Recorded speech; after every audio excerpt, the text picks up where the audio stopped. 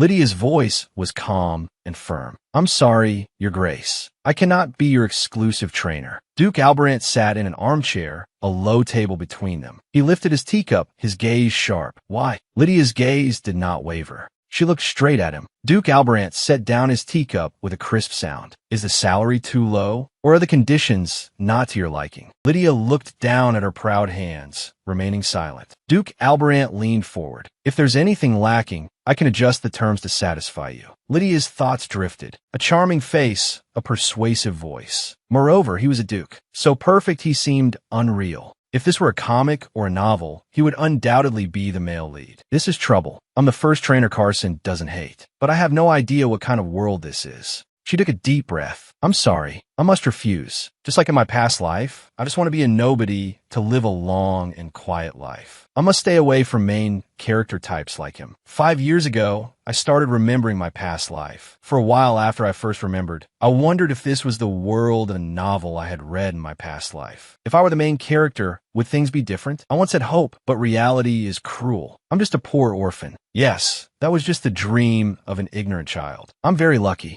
I met the dean of the orphanage, a warm and kind person. The dean treated me like her own daughter. I also grew up with a group of mischievous yet adorable younger brothers and sisters. It's been 5 years since I remembered my past life. Lydia's hand picked up a basket of fruit. Let's go. She pushed a small cart full of fruit along the stone path. I'm a dragon trainer now, working at the Dragon Training Center. Lydia smiled and walked toward an enclosure. Come here, my little cutie. A young, snow-white dragon responded with a low growl. Dragons in a fantasy world. In my past life, I was obsessed with all kinds of fantasy creatures. Lydia gently hugged the white dragon's neck. Did you sleep well? In this world, dragons are a part of daily life. They are sometimes livestock, sometimes weapons, and sometimes beloved pets. Dragons play various roles here. And as a dragon trainer who works with them, how can I not love this job? Of course, this doesn't mean all dragons are docile. Some breathe fire, some can fly, and some swim in the water. Each species has its unique powers and habits. They can easily crush buildings to dust. What chance do humans have? The white dragon nuzzled its head against Lydia's arm, letting out a wheedling growl. Lydia sat down with a broom. So for dragons and humans to coexist peacefully, training isn't an option, it's a necessity. Lydia finished sweeping the courtyard. She allowed a long breath. Finally done, she smiled and beckoned. Come here. The white dragon, Riddle, turned its back to her, its tail flicking impatiently. Lydia crossed her arms, a smile playing on her lips. I have snacks. You don't want any? Riddle's ears perked up abruptly. Lydia clasped her hands behind her head, a leisurely look on her face. I was going to reward you for being so quiet while I was cleaning. But if you don't want it, then forget it. Riddle trotted over. He nuzzled his head against Lydia's leg, purring to curry favor.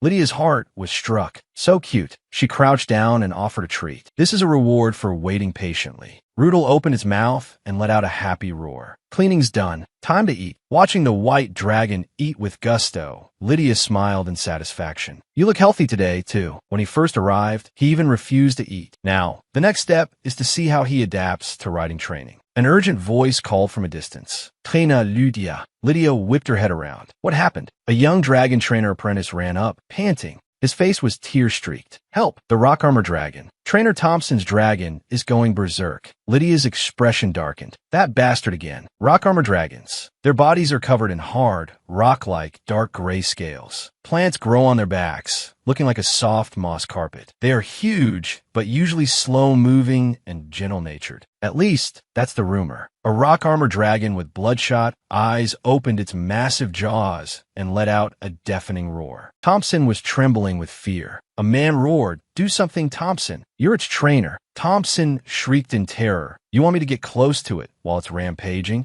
A claw landed on the ground. Lydia dismounted from Riddle. Her eyes were cold as she faced the enraged rock armor dragon. Thompson glared at her. Who called her here? The man said, "You idiot." Someone obviously called her because you couldn't handle it. Thompson was furious. How dare you? Lydia cut him off coldly. Quiet. Do you want to agitate him more? Thompson was speechless. What? You little. He grabbed Lydia by the collar. Lydia said coldly, "Can you handle it?" Thompson froze. What? Lydia forcefully shook him off. Then I'll have to proceed with my training plan. The man watched her back in astonishment. He hurriedly shouted, "Wait!" The rock armor dragon raised its front claws high, preparing to smash the tiny human. Lydia's pupils contracted. No way. The rock armor dragon's giant claw swung down fiercely. The claw whistled through the air as it descended. Dust flew everywhere. Lydia smiled and opened a hand. A ball of moss lay in her palm. "Good boy," she soothed softly. "I'm not here to hurt you." The rock armor dragon looked down at her, the rage in its eyes gradually fading. Lydia placed the moss ball on the ground and gently pushed it towards the dragon. The moss ball rolled to a stop in front of the rock armor dragon's claws. Lydia's gaze was gentle and firm as she stared at the giant beast before her. She gently stroked the rock armor dragon's skin, murmuring soothingly, "That's right. Good boy. I'll help you take out the thing that's hurting you." She looked at the rock armor dragon's back. Just as I thought. A foreign object was embedded deep inside. No wonder it hurts so much. "It's okay. Just hold on a little longer."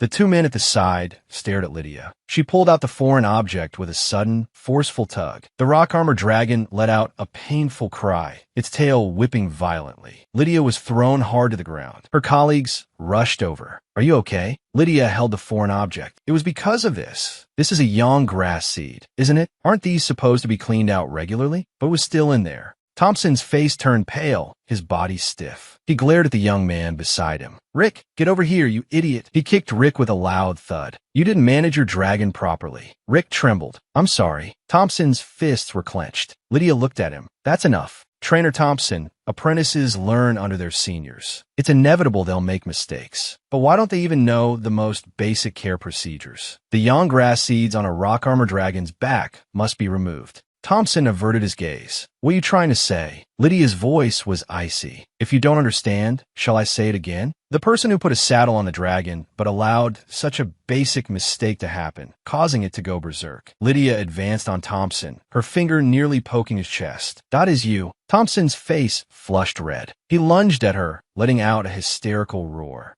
The roar of the Yasha Training Center's director shook the entire office. "Lydia, how dare you let things get to this point?" Lydia replied calmly, "Aside from stopping the rock armor dragon's rampage, I don't believe I did anything wrong." The director was furious. "That was clearly your responsibility." Lydia stood with her hands on her hips, her gaze unwavering. The designated trainer was also present. "Are you saying I should have interfered?" The director's anger subsided, replaced by a cold warning. "Some situations are unavoidable. Count Harris is behind Thompson. He provides a huge amount of funding for the Yasha Training Center. You haven't forgotten that, have you? If you don't want to be fired, you'd better watch what you say and do. You should also think about the orphanage." Lydia clenched her jaw, her nails digging deep into her palms. The director's voice echoed in her ears. "We tolerate your insolence because of your outstanding abilities." The director's threat still ringing in her ears. "If you want to leave the training center, whose recommendation will you need? I don't think I need to remind you." Lydia lowered her head, swallowed by the shadows. She said nothing, her fists clenched so tightly her knuckles turned white. "These damn bastards. Even with memories of my past life, coming to this fantasy world, life doesn't seem any different." Lydia stood alone on the balcony, looking at the training center. Fantasy is just fantasy. Reality is still reality. The only thing I'm good at is training dragons. Because of that, I was lucky enough to find a job at the Empire-run Yasha Training Center. But Lydia stopped walking. Even at the Empire's largest training center, Yasha, the same problems exist. From the beginning, they only took in docile dragons and trained them easily just to boost their own reputation. Thompson complained about Lydia to a colleague next to him. "That girl is such a pain. Just because her training skills are a little better, she's always so arrogant. Honestly, don't you doubt if her skills are really that good? Who knows? Maybe she just uses that pretty face to seduce clients." Lydia's figure stood alone. How despicable and disgusting. When I think of the children at the orphanage, I can't just leave this place. A nobleman exclaimed in admiration, "Oh, Trainer Lydia, well done. I can't believe he's so obedient. It's incredible. Did you use some kind of magic?" Count Walbart hugged Riddle tightly. Riddle let out a displeased growl. Lydia smiled. "You flatter me, Count Walbart. If possible, I suggest you stay a few more days to bond with Riddle. Because you've been separated for training for too long, he seems a bit distant with you."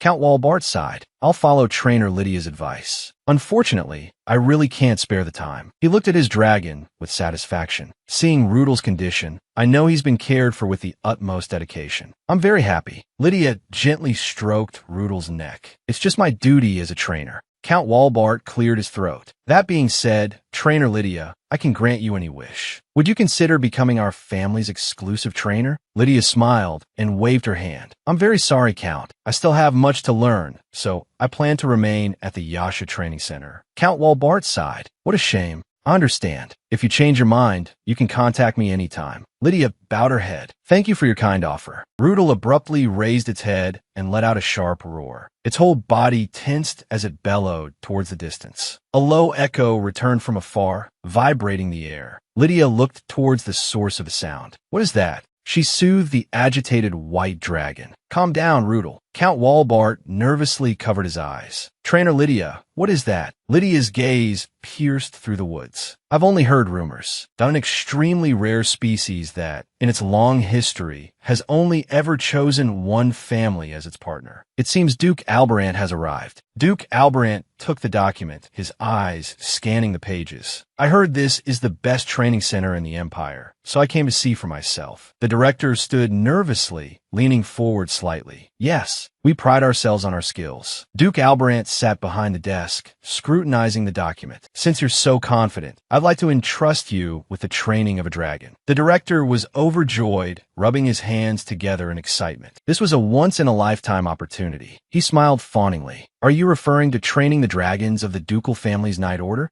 Duke Alberant's voice came through. I'm talking about my dragon. The director's smile froze on his face, his pupils contracting in horror. He stammered, Do you mean you're Agric's dragon? Duke Alberant's fingers tapped the desk. Yes, to be more precise, I'm looking for someone qualified to be my exclusive trainer. The director looked troubled, but that could have a negative impact on the Duke's dragon. We can't ignore the possibility of it developing an aversion to the trainer. Wait, what about the ducal family's own exclusive trainer? Is there no one besides the Duke himself who can handle that dragon? Even if a qualified person appears. Cold sweat beaded on the director's forehead. Duke Alberant's voice was firm. If that's the problem, then your worries are unnecessary. The director was confused. What do you mean by that? A smile touched the corner of Duke Alberant's lips. Because the decision isn't in your hands. The decision is in Carson's. Sunlight dappled the forest floor. Lydia was stopped by a colleague. We've been summoned. It's a direct order from the director. Lydia frowned slightly. What's happening all of a sudden? She walked up to Count Walbart. I'm very sorry. It seems I must cut our conversation short. Count Walbart looked at her in confusion. Did something happen? Lydia explained. The director has summoned all the trainers, so. Count Walbart looked thoughtful. Could it be because of Duke Alberant?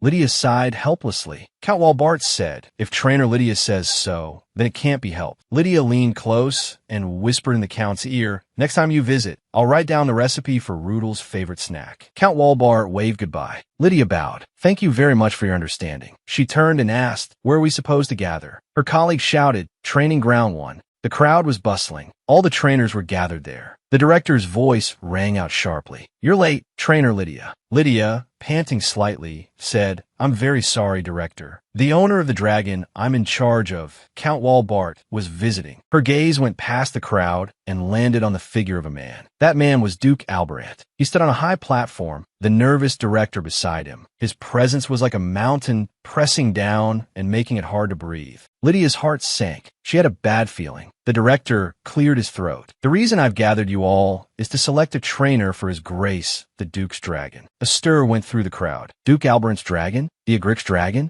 That kind of dragon. Isn't it always handled by the ducal family's exclusive trainers? The director shouted, quiet. This is not mandatory. Anyone confident in training the Duke's dragon. Now please step forward. Lydia crossed her arms, her eyes sharp. Are they crazy? The Agric's dragon chose the Alberant family. In other words, there's very little information about them. A lack of information means huge risks. Not knowing which of a trainer's actions might provoke, it means having to withstand a dragon's fury with a fragile human body. But why would the Duke entrust a trainer from here instead of using his family's exclusive trainer? But beyond the risk lies a huge opportunity. A hand shot up high. I'll do it. Countless hands went up. Me too. I'm willing to. This was clearly a once-in-a-lifetime opportunity. Lydia stood outside the crowd, her expression grave. The opportunity is good, but the ducal territory is too far from the capital. If I'm chosen, I'll have to leave this place and go to the ducal territory. A greasy voice sounded in her ear. What's wrong?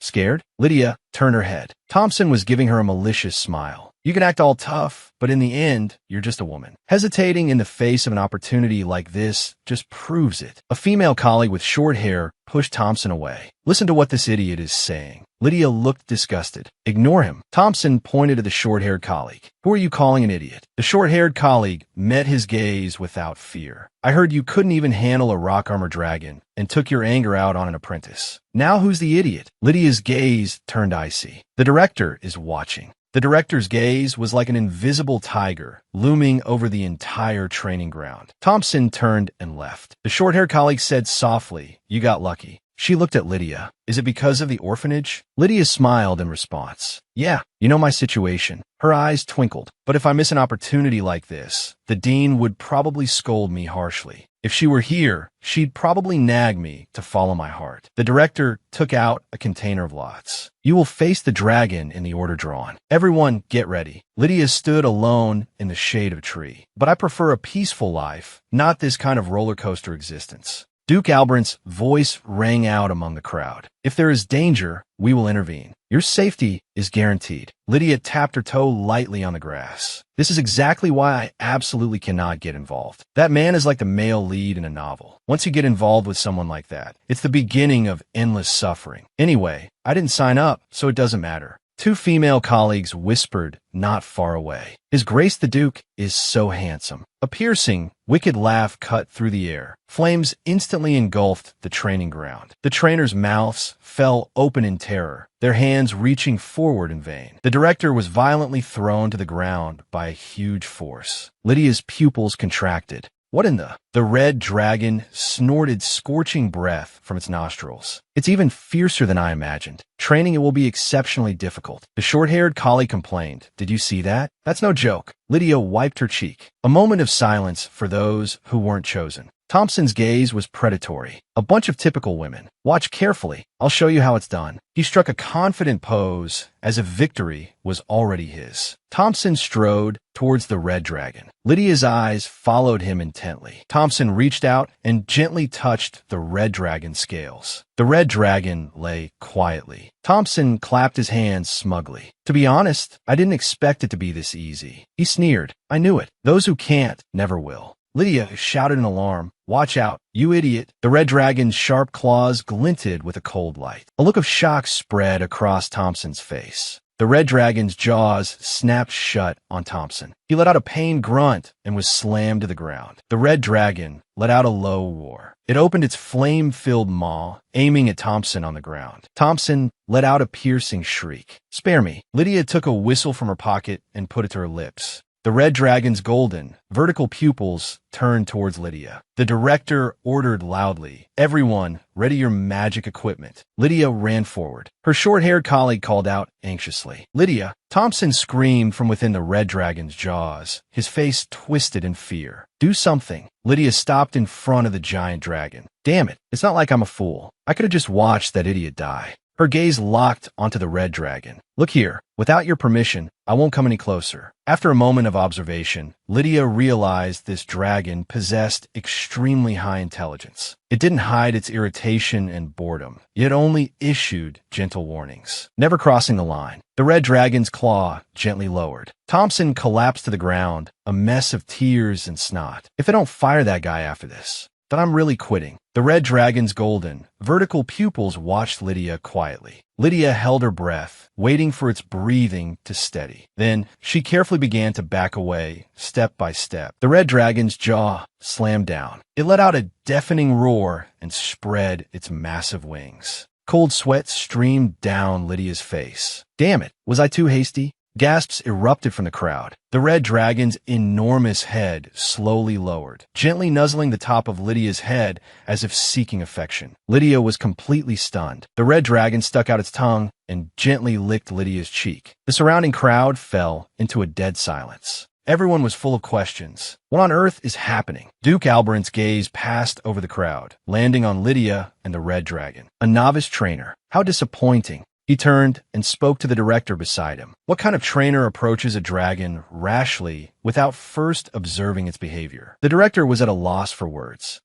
Duke Alberant cut him off coldly. We'll talk next time. He turned and strode away, then stopped in front of Lydia. He asked softly, "What's your name?" Lydia's voice trembled slightly. "Lydia." Duke Alberant's gaze fell upon her. "Trainer Lydia, your performance was excellent." Lydia quickly waved her hands. "Not at all. I was just following standard procedure." He crossed his arms. "But you were the only one who actually followed procedure." A smile touched the corner of his lips. "Would you consider training Carson?" The red dragon nuzzled Lydia affectionately. Cold sweat dripped down Lydia's back. "Absolutely not. I never once thought about being the Duke's private trainer. Not even for a second." Lydia sat on the sofa. She bowed her head in apology. "Forgive my bluntness, but I cannot accept the position of private trainer." The Duke leaned forward. "Why?" He picked up his teacup. "Are the conditions not to your liking?" Lydia explained, "If it were just about the conditions, I would have stepped forward when there was an opportunity to tame your dragon. I never applied to train an Agric-type dragon. If my colleague hadn't made a mistake, I wouldn't have intervened.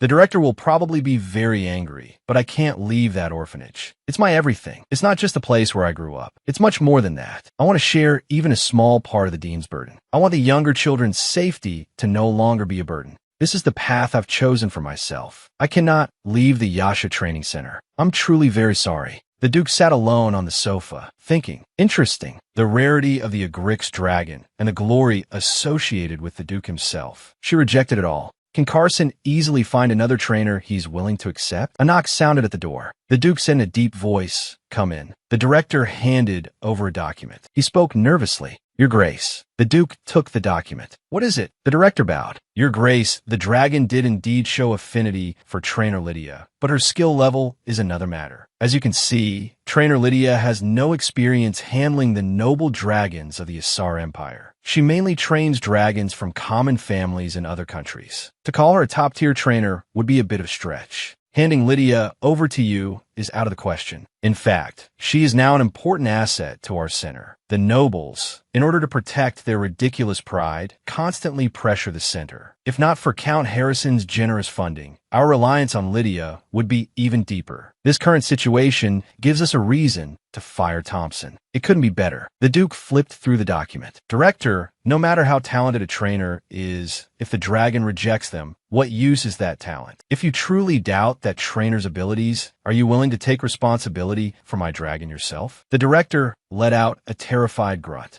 The Duke looked down at the report in his hand. Whether Trainer Lydia will agree to become the exclusive trainer is currently unclear. She has already refused multiple times. The background section states she grew up in an orphanage and maintains a strong emotional bond with it, making her difficult to transfer. The Duke stood up. "That's all for today. By the way, Carson will be staying at this training center for the time being." The director's face instantly turned pale. "As you command, Your Grace." The Duke walked to the door, turned back, and smiled. "Since there's someone here who can handle him, there shouldn't be a problem." Lydia looked bewildered. "So you're saying the Duke entrusted an Agric's dragon to our center? Is the Duke insane? Impossible." Lydia's mind was in chaos. "Does he know how many dragons I'm responsible for? And now I have to add an Agric's dragon?" The director retorted coldly. "Then who else do you think can take care of an Agric's dragon?" Lydia recalled the scene at the training ground. The director interrupted impatiently. "There's no training request. You don't have to train him, just feed and manage him." Lydia slammed her hand on the table and stood up. "Director, Thompson caused this mess. Why do I have to clean it up?" The director spread his hands, looking helpless. "This is the Duke's decision.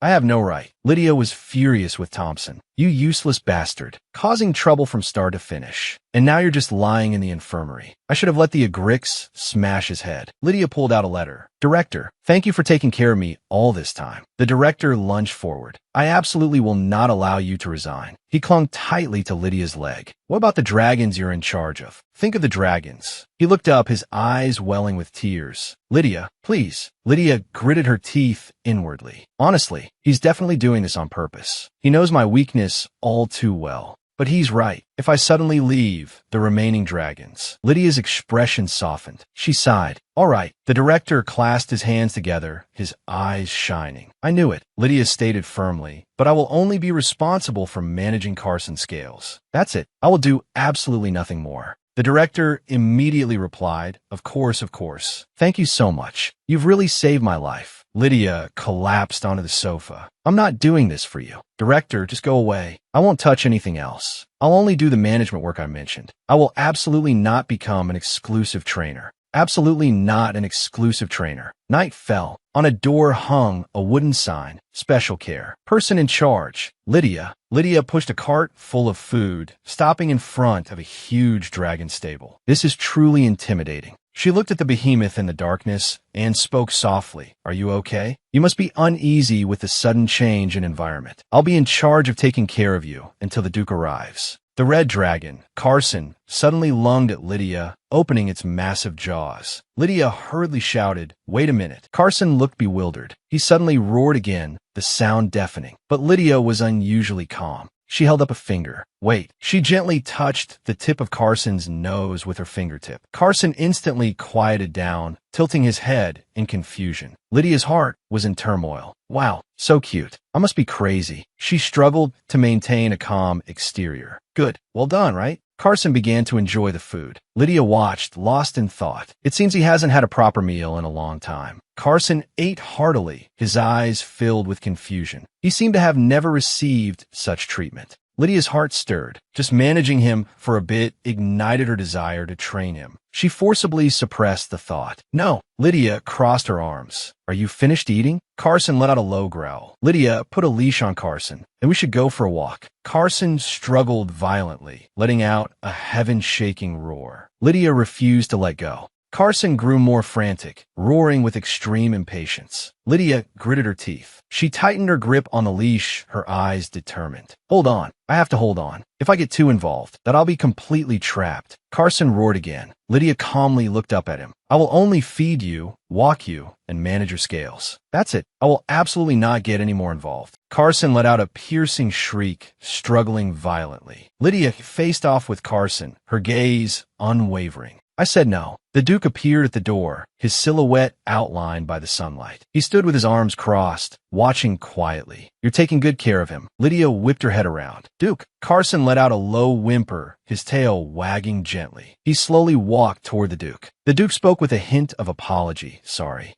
I'm late. Carson meekly lowered his head, nuzzling the Duke like a coddled puppy. Lydia watched quietly, so he can make that kind of face too. The Duke turned his head. Taking care of Carson today. How'd it feel? Lydia cleared her throat. You only requested basic management, so? The Duke gently stroked Carson's chin, and it seems it wasn't so bad. As a dragon trainer, the opportunity to interact with an Agric is rare. Lydia's tone was firm. But I won't do it. The Duke continued. Still, I never expected the trainer Carson likes would be a woman. Lydia clenched her fists. After all, there aren't many female trainers who can handle medium to large-sized dragons. She felt a chill. What's with that unsettling gaze? The Duke stared at Lydia. It's surprising, but it doesn't matter. As long as Carson doesn't dislike the trainer. Lydia kept her head down. Excuse me. Even if you stare at me like that, I have absolutely no intention of becoming his exclusive trainer. The Duke took a step forward, his tone gentle. But don't forget, I can change my mind at any time. Lydia replied stiffly, I understand. The Duke turned to leave. Then, until I return to the duchy, I'll leave Carson in your care. Lydia responded in a low voice, yes. Since I'm responsible, I'll do my best to take care of him.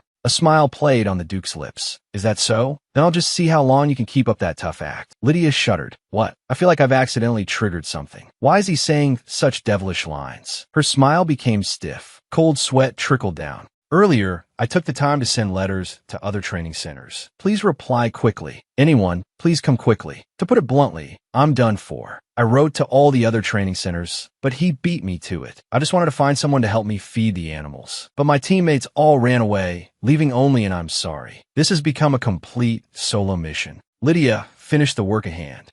Done. Count Walbart said admiringly. Your skills are as miraculous as ever. Lydia said, You flatter me, Count Walbart. Today is your last day, isn't it? Count Walbart stroked his beard. Yes, it's time to return to my homeland. He looked at Lydia, his eyes filled with regret. To be honest, leaving a talent like you here is a waste. You obtained your dragon trainer license at the youngest age and with the highest score, but you still couldn't find a job within the Empire, could you? I suppose that's why I was given a chance. Dragon trainers who can work closely with dragons are, for the most part, nobles and the wealthy. For them, dragons play a decisive role in succession disputes, and dragon trainers can shape dragons into what their masters desire. They naturally flock to places where wealth and power are gathered. Lydia mused, thanks to the director's connections, I'm always pushed aside. But I don't care. In the end, I just have to suck up to them anyway. Count Harris is a prime example. But as long as I can work with dragons, I'm content. There aren't many places like the training center where you can interact with all sorts of dragons. Count Walbart looked at her. Trainer Lydia, you really don't have much ambition. But a little ambition is a good thing. After all, water that is too clear has no fish. He handed Lydia a handkerchief. If you change your mind, you can come find me anytime. Lydia stood quietly. Just watching the dragons is enough to satisfy me. That's why I gritted my teeth and got my license.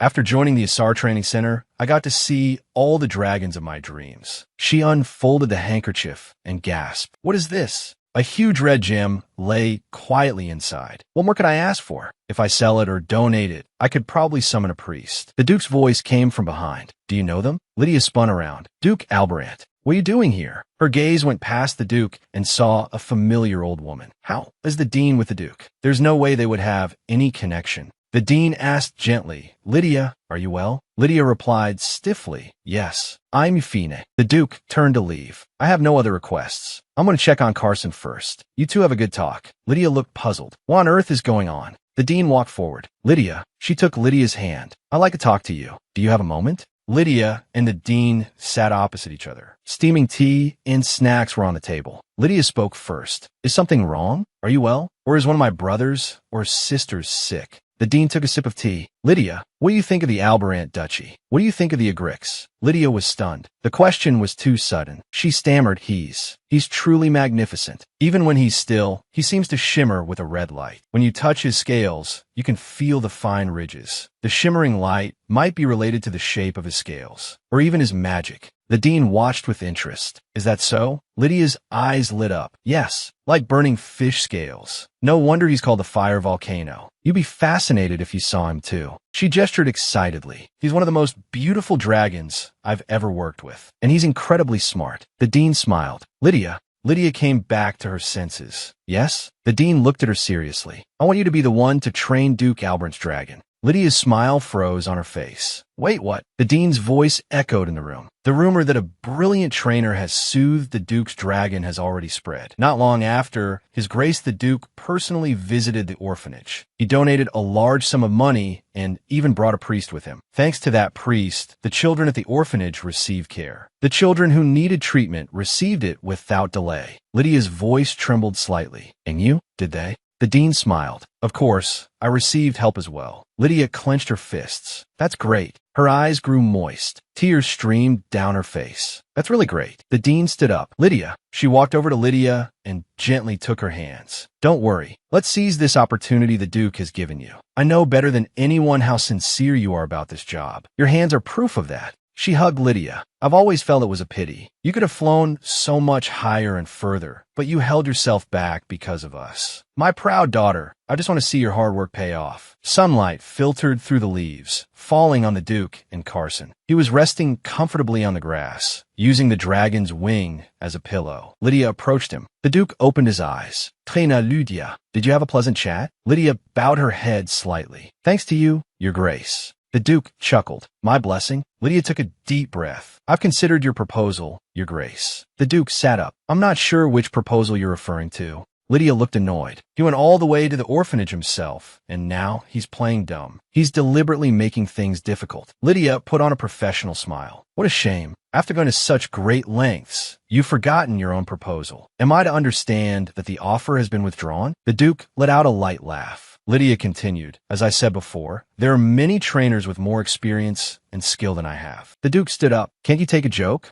All right. He walked in front of Lydia. Since you've changed your mind, it's a good thing for us as well. Then let's discuss the details. Lydia smiled slightly. That suits me just fine, Your Grace. The children's eyes were filled with tears. Sister, you have to come back and see us. Lydia knelt down, comforting a sobbing child. Don't cry. I promise I will. She made a pinky promise with the child. After signing the contract with the Duke, time flew by. Soon, it was the day to leave for the Albarant Duchy. The Dean hugged Lydia tightly. You must take care of yourself first. I'll always be cheering for you. Lydia closed her eyes, savoring the last moment of warmth. All right to you. A voice called out, Are you really leaving? Lydia turned her head. Melissa. Melissa waved from a distance. She smiled and said, It's a shame we have to part, but everything worked out well. Lydia turned to her colleagues. Thank you for coming to see me off despite being so busy. Melissa spoke up. I have some news for you. Think of it as a farewell gift. Lydia whipped her head around. What news? Melissa leaned close to Lydia. Duke Albarant filed a formal complaint. Thompson was fired. A champagne cork popped, celebrating this long overdue justice. I heard he needs 6 weeks to recover. It's so satisfying. The Duke really went all out this time. When you're on vacation, let's have a good drink to celebrate. Do a good job over there. The children and her colleagues waved goodbye at the city gate. Lydia smiled and waved back. Although it wasn't all good times, now that it was really time to leave, she had mixed feelings. It was both a relief and a sorrow.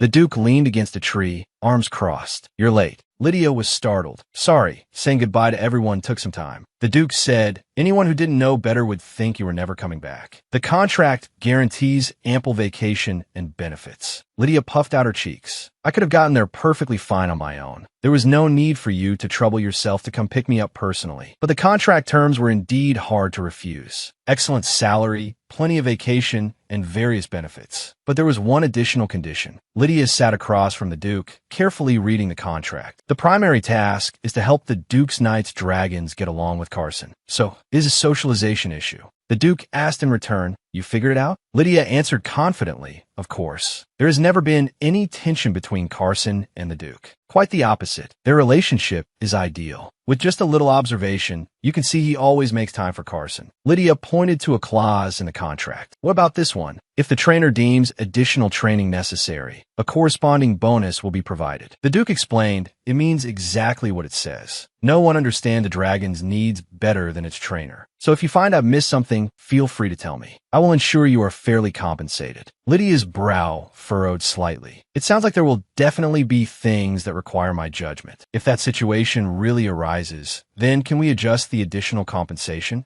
The Duke didn't hesitate. Of course. Lydia followed behind the Duke. Since we've agreed to adjust the details later. But then there's no problem. Don't overthink it. The contract is signed anyway. I just need to do a good job. Lydia braced herself. Get it together. Lydia looked around from atop her dragon. They were crossing a peaceful meadow. There's even a stream here. This is amazing. A place like this is a perfect spot to raise dragons. Several people in cloaks appeared. Their cloaks were emblazoned with a dragon crest. They were members of the Duke's Knight Order. A member of the Knight Order spoke up. Lydia, I know you're excited, but please calm down a bit. Lydia responded with a smile. I grew up in the city, so when I see a place so suitable for raising dragons, I can't help but stare. The knight's tone grew heavy. But this place isn't as wonderful as it looks. Since Carson listens to you, maybe it's not a big deal for you. Lydia's smile froze. What do you mean? The knight said, You'll understand when you see it for yourself. The atmosphere instantly turned cold. Lydia felt a chill and tightened her grip on the reins. They worked hard to tame an unruly dragon, only for a newcomer to suddenly appear and the dragon becomes docile and obedient. Their reaction is understandable. If I were them, I'd feel betrayed too.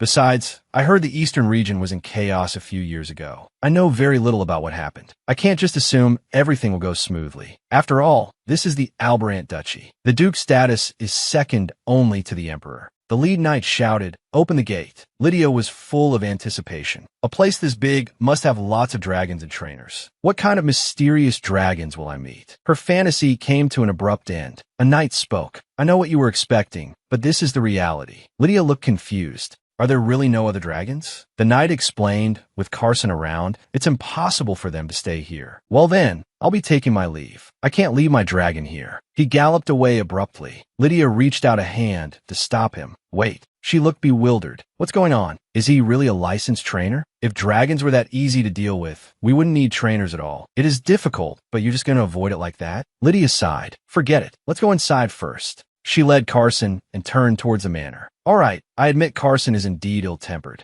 but it doesn't seem intentional. It's more like they just don't know how to get along. Lydia gently stroked Carson's head. I'm not mad at you. She brought Carson to the door. Don't worry. I'll be back soon. Wait inside for a bit. I'll be right back. This is our first training session. Be calm and wait patiently. You can do that, right? Carson let out a low murmur. Lydia walked into the manor. Her footsteps echoed in the empty hall. That's right, it's not the dragon's fault. Usually, when something like this happens, Lydia's eyes were red, burning with anger. She held up her trainer's license. Duke Albrant, this is entirely the owner's responsibility. A blond man bowed. Welcome back, Your Grace. The Duke had his back to him. Anything noteworthy happen while I was away? The blond man was Bhaskar, Albrant's private secretary. He adjusted his glasses. As expected, work has piled up. Many trainers have resigned recently. Just filling the vacancies left during the time you inherited the title is a full-time job. The Duke leaned back in his chair, his body sinking into the soft leather. The biggest problem is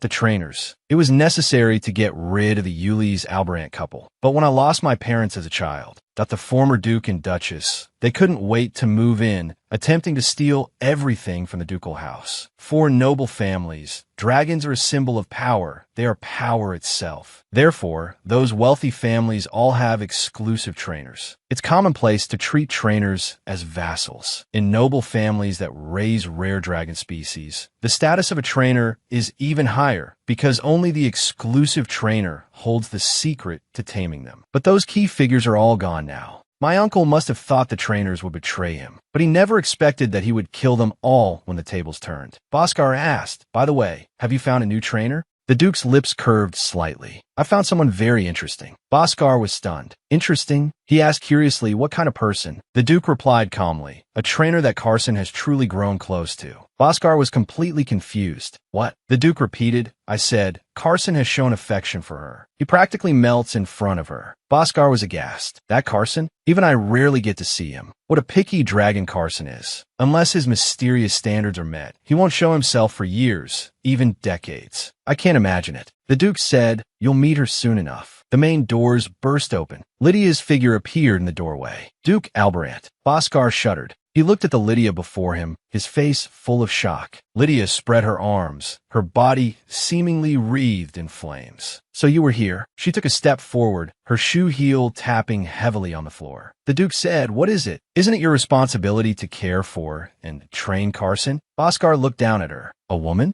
Lydia slammed her hands on the table. That's exactly why I'm here. First, I have a question. Has Carson always lived alone? The Duke answered, if you mean was he independent by nature, then yes, he's been like that since he was young. Lydia hung her head. Oh my God. The Duke noticed her strange behavior. What's wrong? Lydia raised her head. Your Grace, let's first clarify the training goals. As I understand it, your primary objective is to ensure Carson doesn't attack other dragons and accepts food from others. Is that correct? The Duke nodded in confirmation. Correct. Lydia's tone was passionate. Then the first thing we need to do is change locations. The Duke raised a question. Why? Carson is isolated because he feels uncomfortable around other dragons, and other dragons are just as uneasy around him. Lydia crossed her arms. That's precisely why I insist on moving him. I know it's difficult to manage, but complete isolation is not the solution. His personality has become so volatile because he's been deprived of the opportunity to socialize with other dragons. He simply doesn't know how to interact with his own kind. A thoughtful look passed through the Duke's eyes. He stared at Lydia. Are you sure? Lydia didn't back down. Yes, I'm sure. The Duke's gaze was sharp. If that's the case, then all consequences arising from this training will be the full responsibility of trainer Lydia.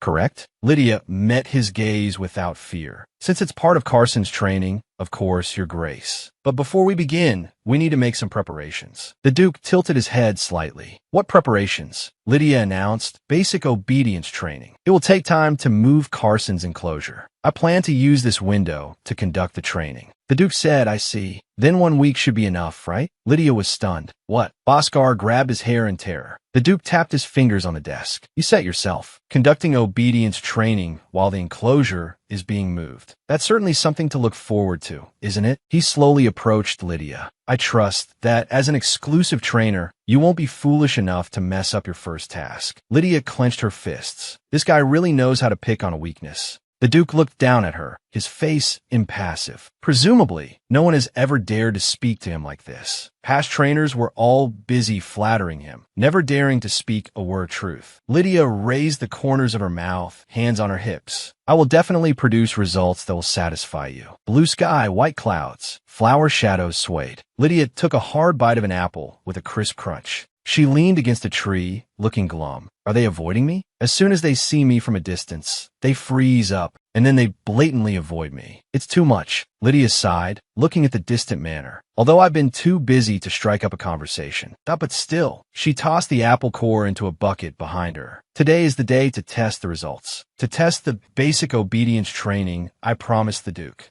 I can't believe I have to demonstrate this in public. She swung herself onto the dragon's back. Let's go, Carson. Carson let out a low roar and flew into the sky with a beat of his wings. Since I made a promise, I have to show my employer the results he wants. Now, there's only one thing left to do. On the ground, a white dragon startled, neighing and rearing up. A knight struggled to hold its reins. The Duke stood in the middle of the lawn. He looked up, his gaze as cold as a blade. You've come. Carson landed steadily, a low growl rumbling in his throat. Carson let out a threatening growl, hot air hissing between his bared teeth. The knights panicked, desperately trying to calm the frightened white dragon. Calm down. Lydia's voice was calm and firm. Carson, back down. Carson instantly reined in his hostility, meekly lowering his head. He let out a purring sound and nuzzled against Lydia's leg. Lydia ordered again, further back. Carson let out a displeased growl, but still obediently moved back. The knights were dumbfounded. Carson is actually obeying her commands. Besides the Duke, there's someone else who can control Carson? Carson lay down obediently, his head pressed against the grass.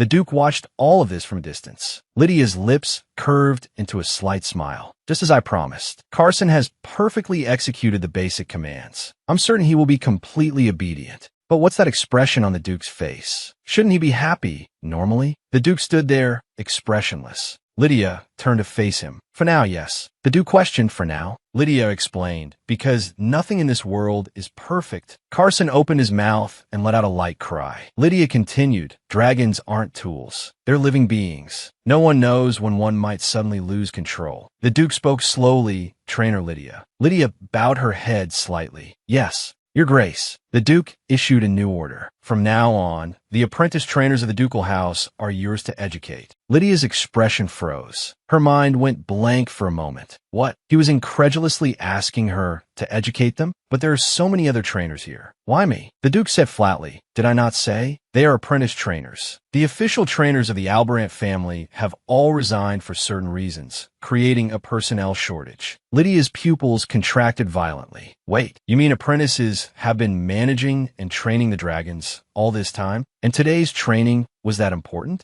Why are you only telling me this now? What something had gone wrong? What were you planning to do? The Duke's tone was indifferent. I was present. I would have handled it. Lydia's body trembled with anger. People and dragons could have died. What if Carson, on a whim, had disobeyed my command? The Duke's gaze turned icy. Is that so? A cold smirk played on his lips. Fortunately, the control training was a success. Otherwise, the price would have been steep, and you would have been held fully responsible. Lydia was furious. This madman, she struck the straw post. How can you not have a single official trainer? The Albrant family, the family chosen by the Agric dragon, doesn't have a single one? That's as absurd as an ancient noble family saying they've lost their family tree. The Duke's voice came from the doorway. That assessment isn't entirely wrong. Lydia turned. Your Grace, what are you doing here? The Duke's voice replied, I came to praise you. Carson's training was a success, but it seems that's no longer necessary. He walked up to Lydia. Do you remember the terms of the contract? Lydia forced a smile. Yes, of course I do.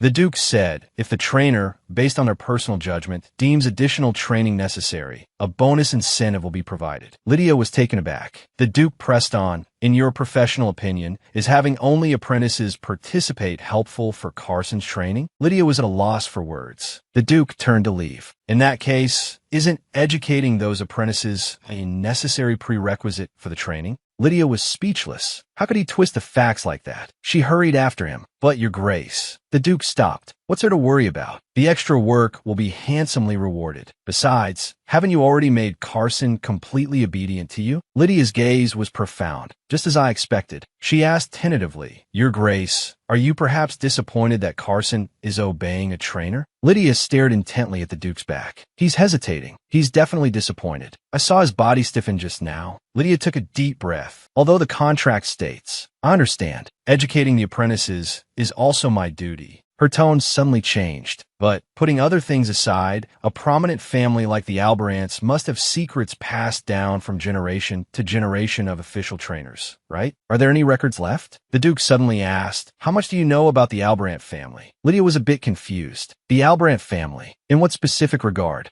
The Duke added, As a dragon trainer, I imagine you've heard the gossip among the nobility. Lydia lowered her gaze slightly. My apologies. I primarily train dragons for clients all over the kingdom, so I'm not familiar with the secrets of the aristocracy. The Duke's gaze drifted into the distance. Then I should start from the beginning. Before the Agric's dragon chose me, the ducal family had been without a dragon for 100 years. Strictly speaking, during that period, the people leading the family couldn't be considered orthodox successors. You can imagine what happened next. In a situation without a true, legitimate heir, it was only natural for everyone to covet the ducal title. Of course, my uncle, in particular, was especially greedy. He was a spiteful man by nature. If I can't have it, no one can. Lydia's pupils constricted in shock. The Duke's voice was icy. What do you think a man like that would do to the family's official trainers? Lydia's tone was firm. In that case, this would be a long battle. While I study the Agric's dragon breed through your dragon, Carson, I will also share information with the apprentices here. Their experience is greater than mine, and their help will be invaluable. I will postpone replacing the Agric's dragon's enclosure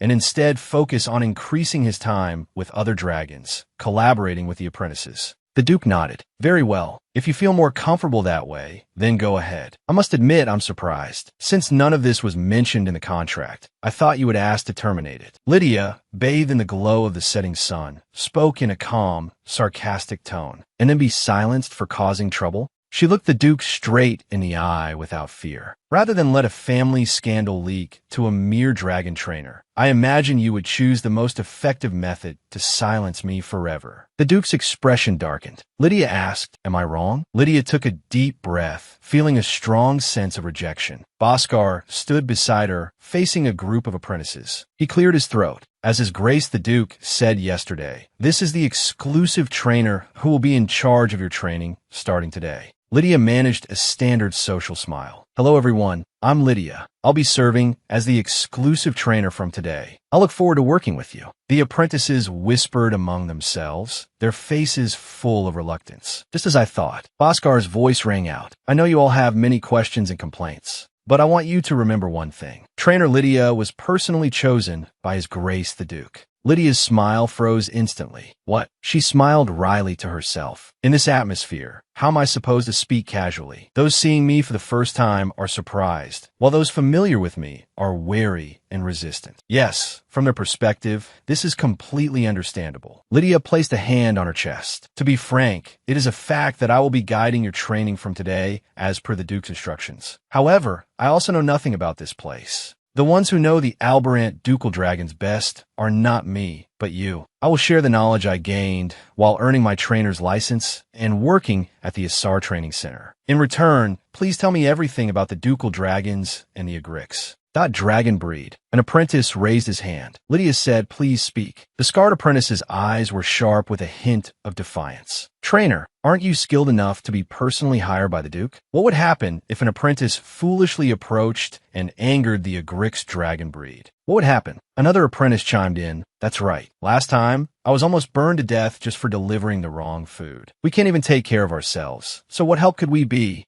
A cold smirk formed on Lydia's lips. Look at these people. She looked directly at the crowd. Everyone here seems to know how dangerous dragons are. For that very reason, we should be sharing information precisely, shouldn't we? The scarred apprentice spoke up. Because no one wants to die at the hands of the dragon they're caring for. A female apprentice added, and we're all still unlicensed apprentice trainers. Lydia said, licensed or not, everyone here has a deep affection for dragons, don't you? I'm not here to order you around. I just hope to become a colleague who can care for the duchy's dragons alongside you, as someone who also loves dragons. A stir went through the crowd. Lydia bowed deeply. I sincerely asked for your help. One day ago, the Duke suddenly burst out laughing. His eyes glinted with approval. Clever. I like it. Otherwise, you would have met the same fate as the trainers before you. Lydia's face darkened. Madman, he's actually threatening me. The Duke turned and walked away, his back straight and cold. Of course, I'll ensure reasonable compensation is paid. That way, there will be fewer complaints, won't there? He glanced back, the setting sun outlining the curve of his lips. But before that, just like those apprentice trainers, prove your worth. If you want to live. A dark aura of fury emanated from Lydia. She slammed a fist against the door. Damn him, threatening people with their lives and money. One of the apprentice trainers smiled. You're the exclusive trainer. You should know that the best way to understand dragons is to manage them directly, right? Lydia looked at the huge dragon stable before her. So, you're saying I have to feed the dragons here? Alone? Inside the stable, dragons hissed and roared.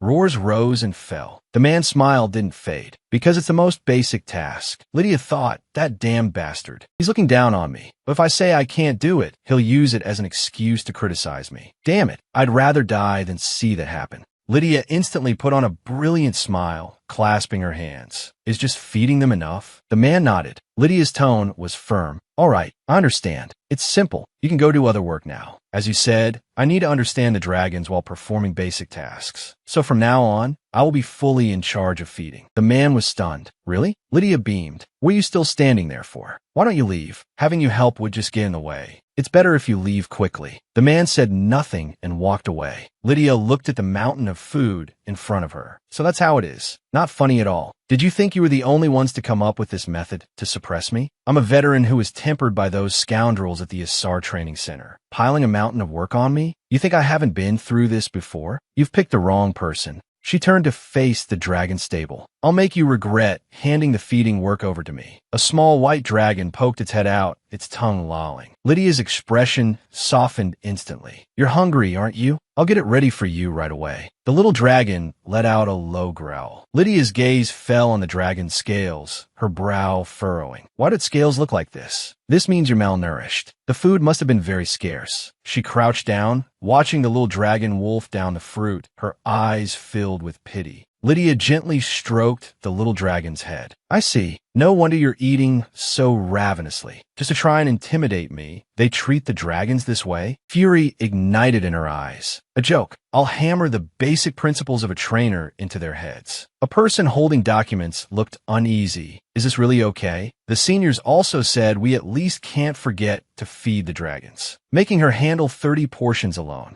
The scarred apprentice roared. How many years have we been taking care of dragons? On what grounds does a trainer from the capital get to instruct us? Is this reasonable? A contemptuous sneer played on his lips. Loves dragons? That's hilarious. Just you wait. Soon she'll be crying about how hard it is and run away. A week later, the sky was clear. The dragon stable was in chaos. A green-winged dragon was roaring wildly at a long-haired apprentice. The long-haired apprentice backed away in panic. What's wrong with you? It's me. Why are you suddenly like this? Another apprentice rushed over. Mr. Bruce, what do we do now? Bruce was sweating profusely. I'm not sure either. They were calm just a few days ago. What on earth happened? Lydia stood in the sunlight, shouldering a farm tool. What's going on here? Her eyes were cold, her tone flat. Isn't it about time for training? An apprentice stammered in response. It's just. Bruce let out a soft grunt, and the apprentice immediately said, It's nothing. Lydia watched him coldly without a word. She turned. Excuse me, I still have to prepare the next feed.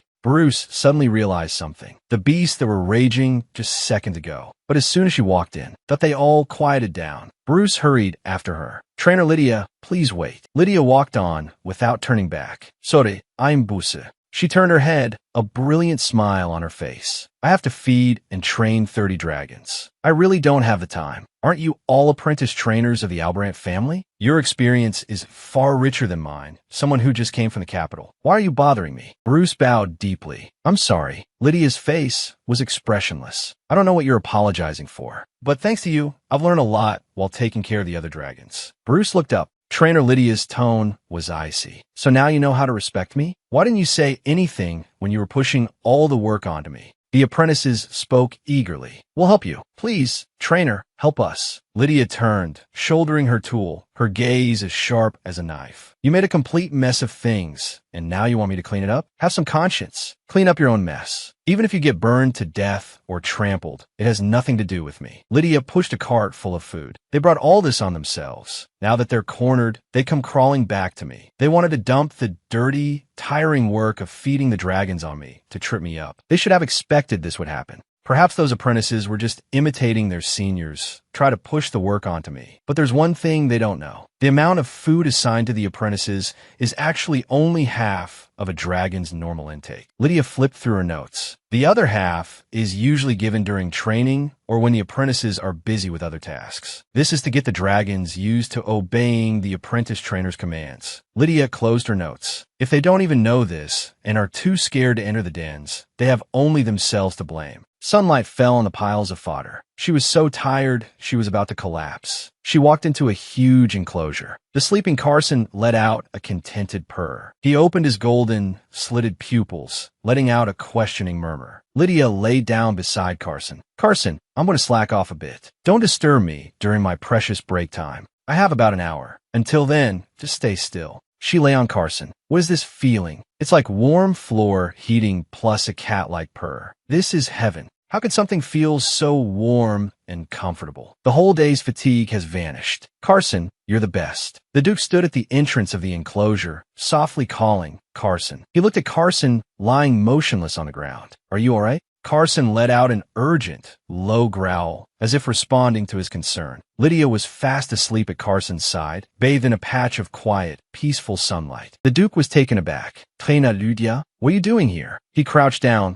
looking at the sleeping Lydia. Bhaskar was reporting, the apprentice trainers don't seem to be following her orders. After a few days of observation, I've found that she has been managing 30 dragons all by herself. The Duke sat behind his desk. What? Then why has no one reported this to me? Bhaskar tilted his head slightly, looking thoughtful. My guess is that she probably wanted to handle it herself, seeing it as an internal matter for the trainers. Lydia let out a contented hum, sleeping soundly. The Duke rested his chin on his hand. With this workload, she has every right to use her authority to discipline them. Carson let out a low rumble. The Duke looked at him. Should I not wake her? His hand gently brushed Lydia's cheek. All right, if you want to solve it yourself, then I'll observe a little longer. He stood up, but only for now. It would be a problem for me if Carson's trainer collapsed from overwork. An urgent shout came from the distance. Trainer Lydia, where are you? Lydia woke with a start. I actually fell asleep. She patted Carson's head. Saw the...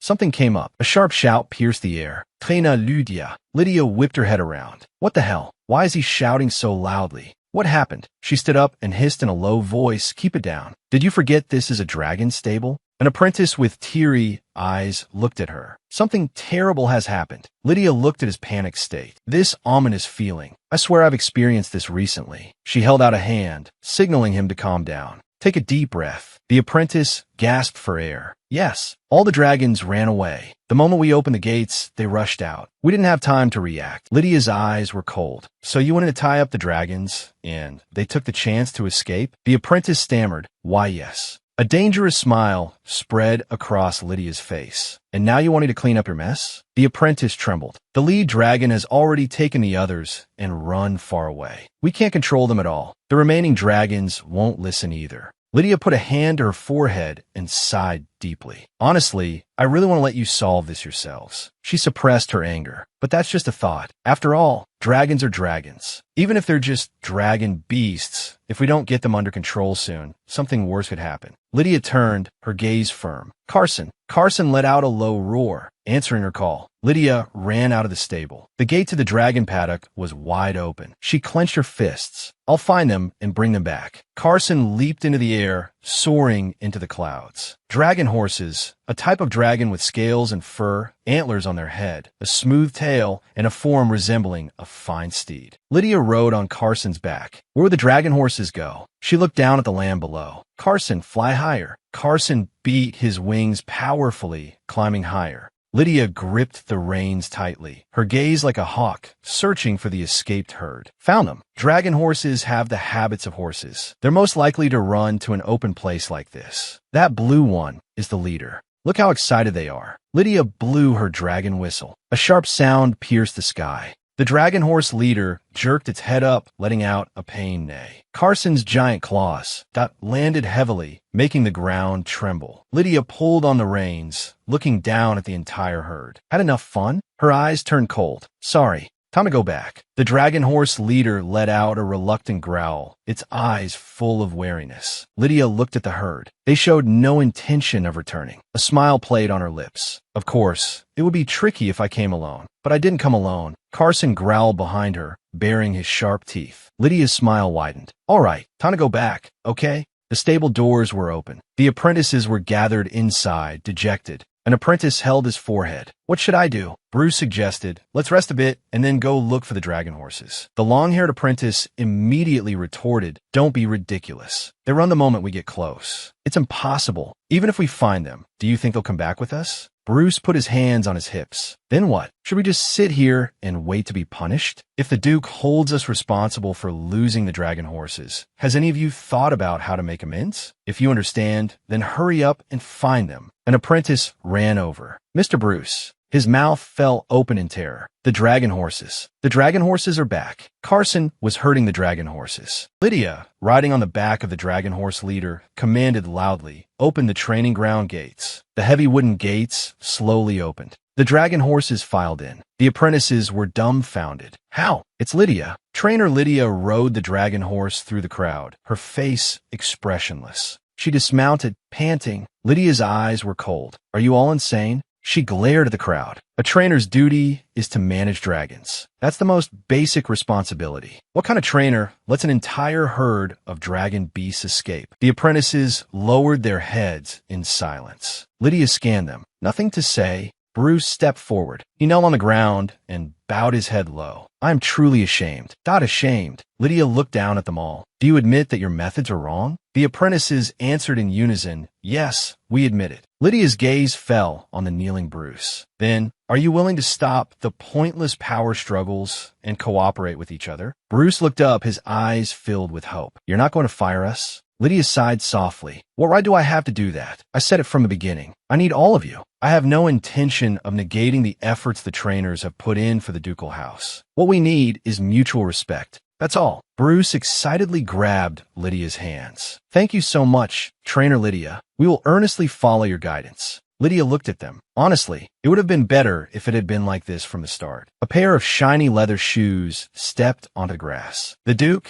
arms crossed, watched everything with a displeased expression. So, he glanced at Lydia. What exactly is this situation? Lydia said, reporting to the Duke. There was a small disturbance, but it has been handled. The Duke's eyes were sharp. A small disturbance? Lydia explained, I resolved the incident of the Night Order's dragon horses escaping en masse. The Duke's gaze was as cold as ice. You call this a small disturbance? The Duke's question echoed across the training ground. The Ducal Night Order's dragon horses went completely out of control, and you call that a small disturbance? Lydia closed her eyes, her brow furrowed slightly. It certainly doesn't look good on my record, but all the dragon horses returned safely, and the Ducal House's dragon horse leader is so capable it even brought back a few wild ones. Can't you just turn a blind eye this one time? The Duke's voice was hard. Am I to ignore a grave mistake made by the trainers? Lydia insisted, but didn't the outcome turn out well? Besides, it would be troublesome if the trainers left now. Feeding the dragon beasts is one thing, but training them would be completely impossible. Although they're still apprentices, it's not easy to replace all of them at once. They're the ones who know the ducal house's dragon beast best. The Duke was silent, just watching her quietly. He finally relented. Since trainer Lydia cleaned up the mess, I won't punish them strictly according to the rules. However, he looked down at the apprentices. All apprentices will have 1 year's salary deducted. If, after 1 year, they cannot prove their competence, they will be dismissed without exception. Make sure they all understand. The apprentices bowed deeply, their voices trembling. Thank you, Your Grace. Bruce thought, the ducal house's financial resources are immense. No matter how precious trainers are, replacing a few apprentices would be easy. If it weren't for trainer Lydia, things wouldn't have ended so easily. Night fell. The ducal manor was quiet. The Duke crossed his arms. Honestly, he looked at Lydia, who was sleeping soundly on Carson's back. Why is she sleeping here? Carson let out a contented growl. Because she likes me so much. The Duke's tone was skeptical. I don't think that's the reason. Carson let out a threatening growl. The Duke picked up Lydia. He said to Carson, this might be comfortable for you, but it's not for your trainer. You don't want a trainer to get sick and be unable to come see you, do you? Carson fell into thought, letting out a long whine. The Duke turned and left, holding Lydia. Carson growled reluctantly, watching them go. The Duke walked through the long corridor, carrying Lydia. A person's true nature is revealed only when they are pushed to their limits. There hasn't been a single trainer whose skills and character I could trust at the same time. But understanding Lydia is crucial. Being talented and being trustworthy are two different things. The Duke ordered the butler beside him, prepare a proper resting place for trainer Lydia, and call for a priest. The butler bowed and accepted the order. As you wish, Your Grace. The Duke instructed, she is the ducal house's only exclusive trainer. You must all take good care of her. The butler replied in a low voice, I will remember. The Duke held Lydia, his gaze profound. She not only brought back the escaped dragon beasts, but also brought back a few wild ones along the way. Afterwards, she handled Carson with outstanding skill. She proved she's more than just a paper certificate. She is a responsible and valuable talent, completely dispelling any doubts about her abilities. How could such a talent have remained unknown for so long? Lydia let out a soft hum in her sleep. The Duke's eyes widened. This whole affair must have left a deep impression on her. Lydia snuggled against him, sleeping more soundly. Perhaps this is why I can't help but watch her. The morning sun filled the room through the window. Lydia woke with a start. She shot up in bed, gasping. She looked around the magnificent room. Who am I? Where am I? She hugged the blanket and giggled foolishly. I've always wanted to wake up in a strange place and say that line just once. But seriously, where's this place? My last memory was leaning against Carson's scales. This room is way too luxurious. A knock sounded at the door. The butler entered with a kind smile on his face. You're awake, Lydia, dragon trainer. Lydia looked at him, a little surprised. Butler. The butler walked in, pushing a food trolley. Please rest well. It is an order from His Grace, the Duke. Lydia froze. Wait, the Duke said so. Only then did she notice the gorgeous nightgown she was wearing. What the hell is this? The butler explained. The maids changed you into comfortable clothes so you could rest well. The cleric has also been here. He said you showed signs of extreme fatigue. You slept for almost a whole day. Lydia's face froze instantly. A whole day? She asked the butler urgently. Where are my clothes? Carson hasn't eaten all day. He must be frantic. The Duke's voice came through. You don't have to worry. He walked into the room. I've already taken care of Carson. If you haven't eaten, we can dine together. Lydia was bewildered. What's going on? Why is he suddenly so nice to me? The dining table was filled with exquisite food. Lydia and the Duke sat opposite each other. Damn it, I thought it would be awkward, so I didn't want to come. But this food is just too delicious. The Duke watched Lydia as she devoured her food. His tone shifted. But isn't it dangerous to sleep in Carson's enclosure? Lydia explained, a little embarrassed. I know, but Carson's scales are just so warm. I couldn't resist. I guess I got caught. The Duke rested his elbow on the table, his fingertips lightly touching his lips. I'm not blaming you, but I hope you'll restrain yourself in the future. Lydia smiled slyly. It seems you've done the same before, Your Grace. The Duke fell silent, his gaze drifting aside. His expression turned serious. Your performance yesterday left a deep impression on me. Why don't we take this opportunity to have a frank discussion? To be honest, Carson's socialization training was an excuse.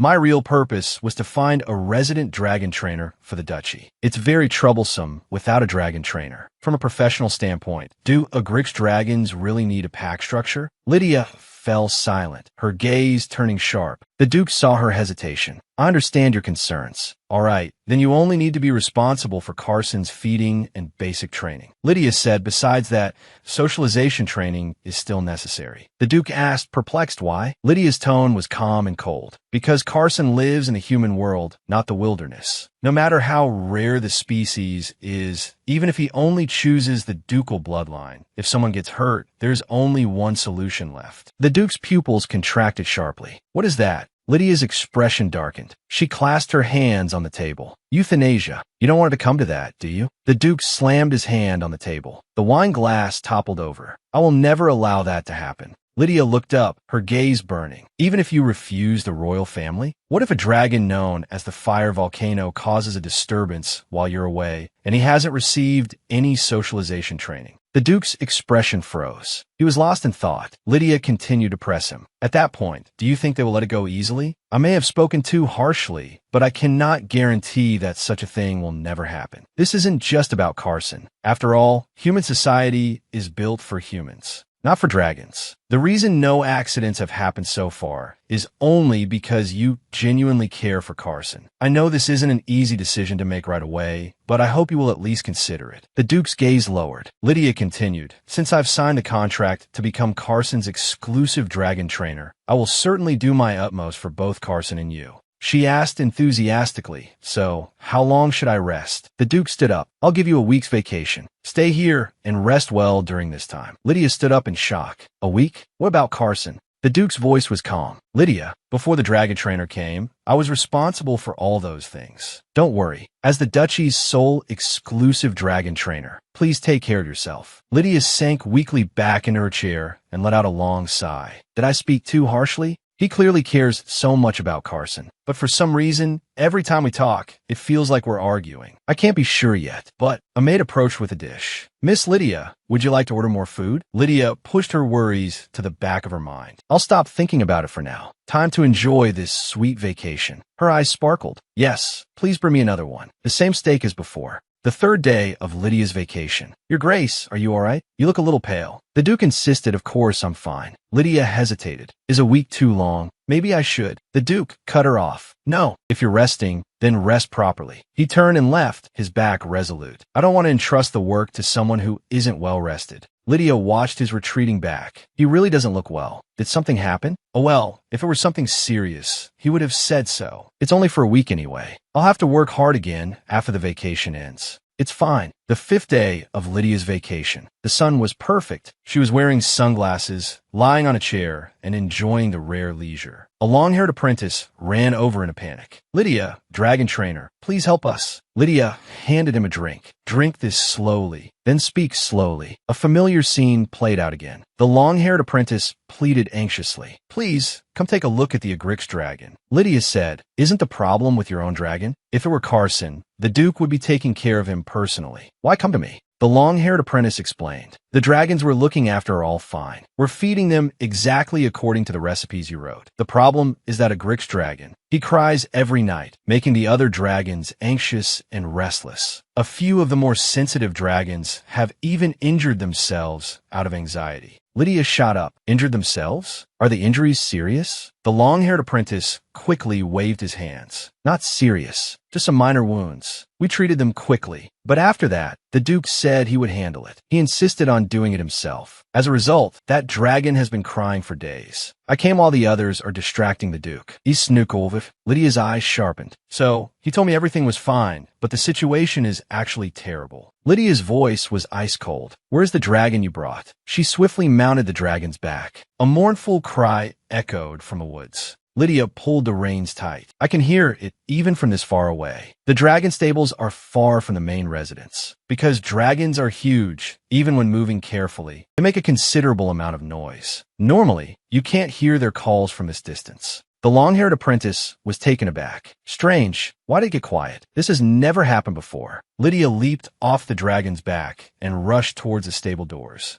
She threw the doors open. The Duke was sitting exhaustedly on the ground, one hand on his forehead. He looked up. Lydia, dragon trainer. A deafening dragon's roar echoed. Carson intimately nuzzled Lydia's cheek, letting out a contented whimper. Lydia sighed helplessly. The Duke stood up, a hint of displeasure in his voice. Didn't I tell you to rest well? Lydia stroked Carson's head, her voice firm. When one's own dragon is behaving abnormally, what dragon trainer can rest in peace? She sighed softly. How can he be so stubborn? They say dragons take after their masters. That's not wrong at all. Look at him, being stubborn to the very end. Carson nudged Lydia playfully. Lydia soothed him. Are you unhappy because I took a few days off? Carson let out a low whimper and buried his head in Lydia's embrace. A glint of slyness flashed in Lydia's eyes. She looked at the Duke with a deadpan expression. She recalled the situation from that day. The Duke clearly cared a lot about Carson, but that conversation was strange in every way. Lydia began tentatively, Your Grace. This isn't just about a master being jealous of a dragon. Getting close to the dragon trainer. Carson bit Lydia's clothes. He let out a low growl. Lydia was startled. The decision isn't in the master's hands. Carson will make it himself. From the very beginning, the Duke never intended to accept anyone other than himself and Carson. A dragon you've raised with 10 years of affection suddenly becomes closer to a complete stranger. It's only human to feel disappointed. Carson let out a sharp cry on the grass. Lydia sat nearby, lost in thought. Expressing disappointment is actually a more gentle and mature reaction. But the Duke's case is one of distrust. I've heard that those chosen by dragons usually have deeper emotions than ordinary people. Between a normal person and a dragon, there's a deep bond that others cannot understand. It must be because he has an extraordinary bond with Carson. He chose me, but Lydia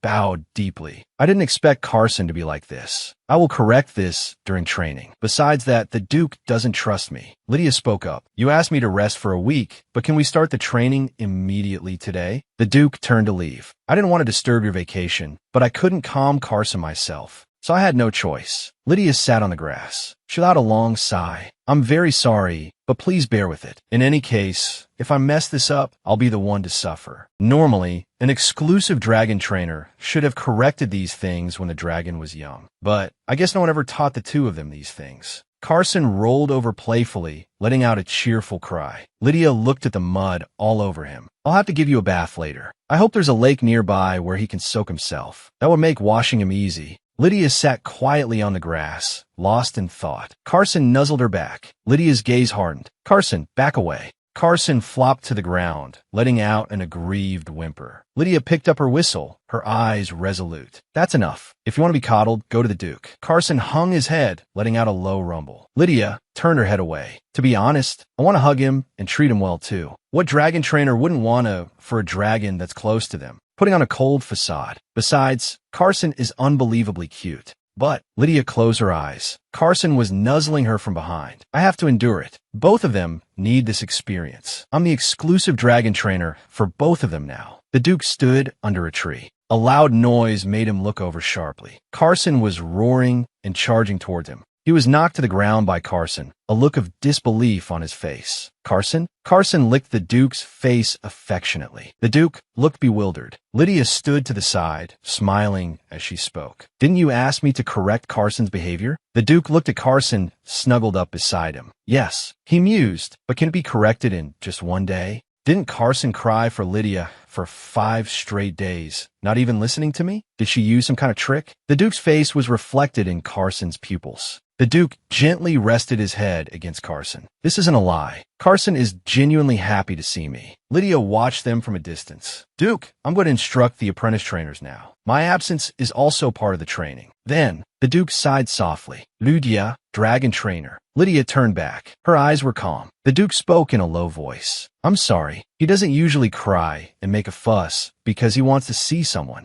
Lydia gave a professional smile. It's all right. I am your exclusive dragon trainer. This is part of my job. Well then, I'll be going. She turned and left, the corner of her mouth curling into a sly smile. Judging by his reaction, the effect seems to be quite good. Excellent. If he doesn't trust me, I'll just keep building that trust. I can breathe a sigh of relief for now. The Duke hugged Carson tightly. Our exclusive dragon trainer. The apprentice trainers gathered around enthusiastically. Lydia, dragon trainer. Lydia responded with a smile. Hello, everyone. I hope I didn't come while you were busy. An apprentice trainer quickly waved his hands. Not at all. We just sent the dragons to the training grounds for exercise. Lydia was thoughtful. Is that so? Did I really scare them that badly before? She cleared her throat. Although it's a day early, I plan to start intermittent training from today. Before that, may I check the dragon's condition first? A dragon poked its head out from behind the railings and let out a low growl. An apprentice trainer stepped aside to lead the way. This way, please. Lydia crouched down. After the dragon flocks walk, do the other dragons go for a walk? The apprentice nodded in confirmation. Yes. One of them is Lord Boscar's dragon. He takes it out separately. Lydia repeated quizzically, Lord Boscar? She had a flash of realization. Oh, it's him. A blonde man with a monocle appeared in her mind. It's a Tyrannosaurus stoke, a truly rare species. The apprentices whispered among themselves. I heard that Duke Alberant brought it here specially. Lydia was puzzled. The Duke seems to be very fond of Lord Boscar, to even give him a Tyrannosaurus stoke. The apprentice explained they're childhood friends. They're inseparable. A commotion was heard from a distance. Lydia and the apprentice trainers looked towards the sound. Which one is it? In the darkness behind the fence, a pair of blue eyes gleamed. Lydia asked softly, is something troubling you? She gently held out her hand. Good boy, will you come over here? A huge white dragon suddenly roared, baring its fangs. Two apprentice trainers rushed over. Lydia, dragon trainer, are you all right? Lydia, squatting on the ground, waved her hand casually. Yes, I'm fine. May I ask, where's the trainer in charge of the mastlid species? A man rushed over. That would be me, dragon trainer Lydia. Lydia stood up. When you were taking care of him, were there any unusual signs? Please tell me, even if it's something small.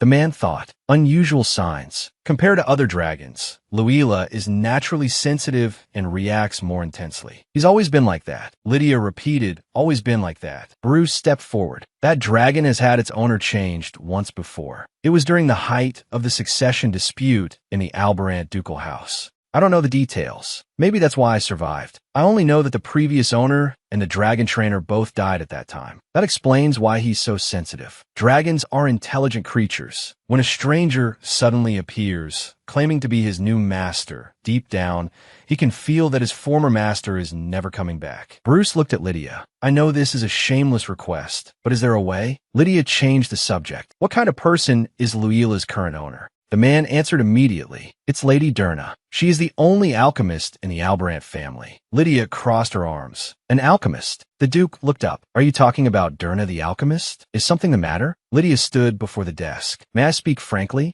The Duke's quill paused on the paper. Speak. Lydia's eyes were firm. To be honest, every dragon in the ducal house has a problem. Luila is just the most urgent case. The Duke rested his chin on one hand. Luila of the mastlid species. Is it possible he could cause an accident? Lydia nodded. It's very possible. There are only apprentice trainers there, so I believe it's possible. Managing for 10 years with only apprentices is remarkable in itself. As long as they pass the qualification exam, I believe they can all become qualified dragon trainers. The Duke said, that's some unexpected praise. I heard you had some friction with them not long ago. Lydia said, if I were asked to raise dragons under such harsh conditions, I would have shaken my head and walked away long ago. The Duke's gaze fell on the document. Even so, anyone who doesn't meet the standard after 1 year will be dismissed. After all, the mass escape of the heroes was a major incident. Lydia took a step forward. But what if I can guarantee that all the trainers will get their qualifications within that year? The two of them faced each other in the magnificent office. The air seemed to freeze. The Duke's fingers tapped lightly on the desk. If this is the dragon trainer's stance, I will not stop you. Lydia was slightly taken aback. What? The Duke's voice was calm. Lydia, you should know better than anyone. I trust you will handle Carson's matter as well, correct? He handed Lydia a scroll. Lydia took the scroll.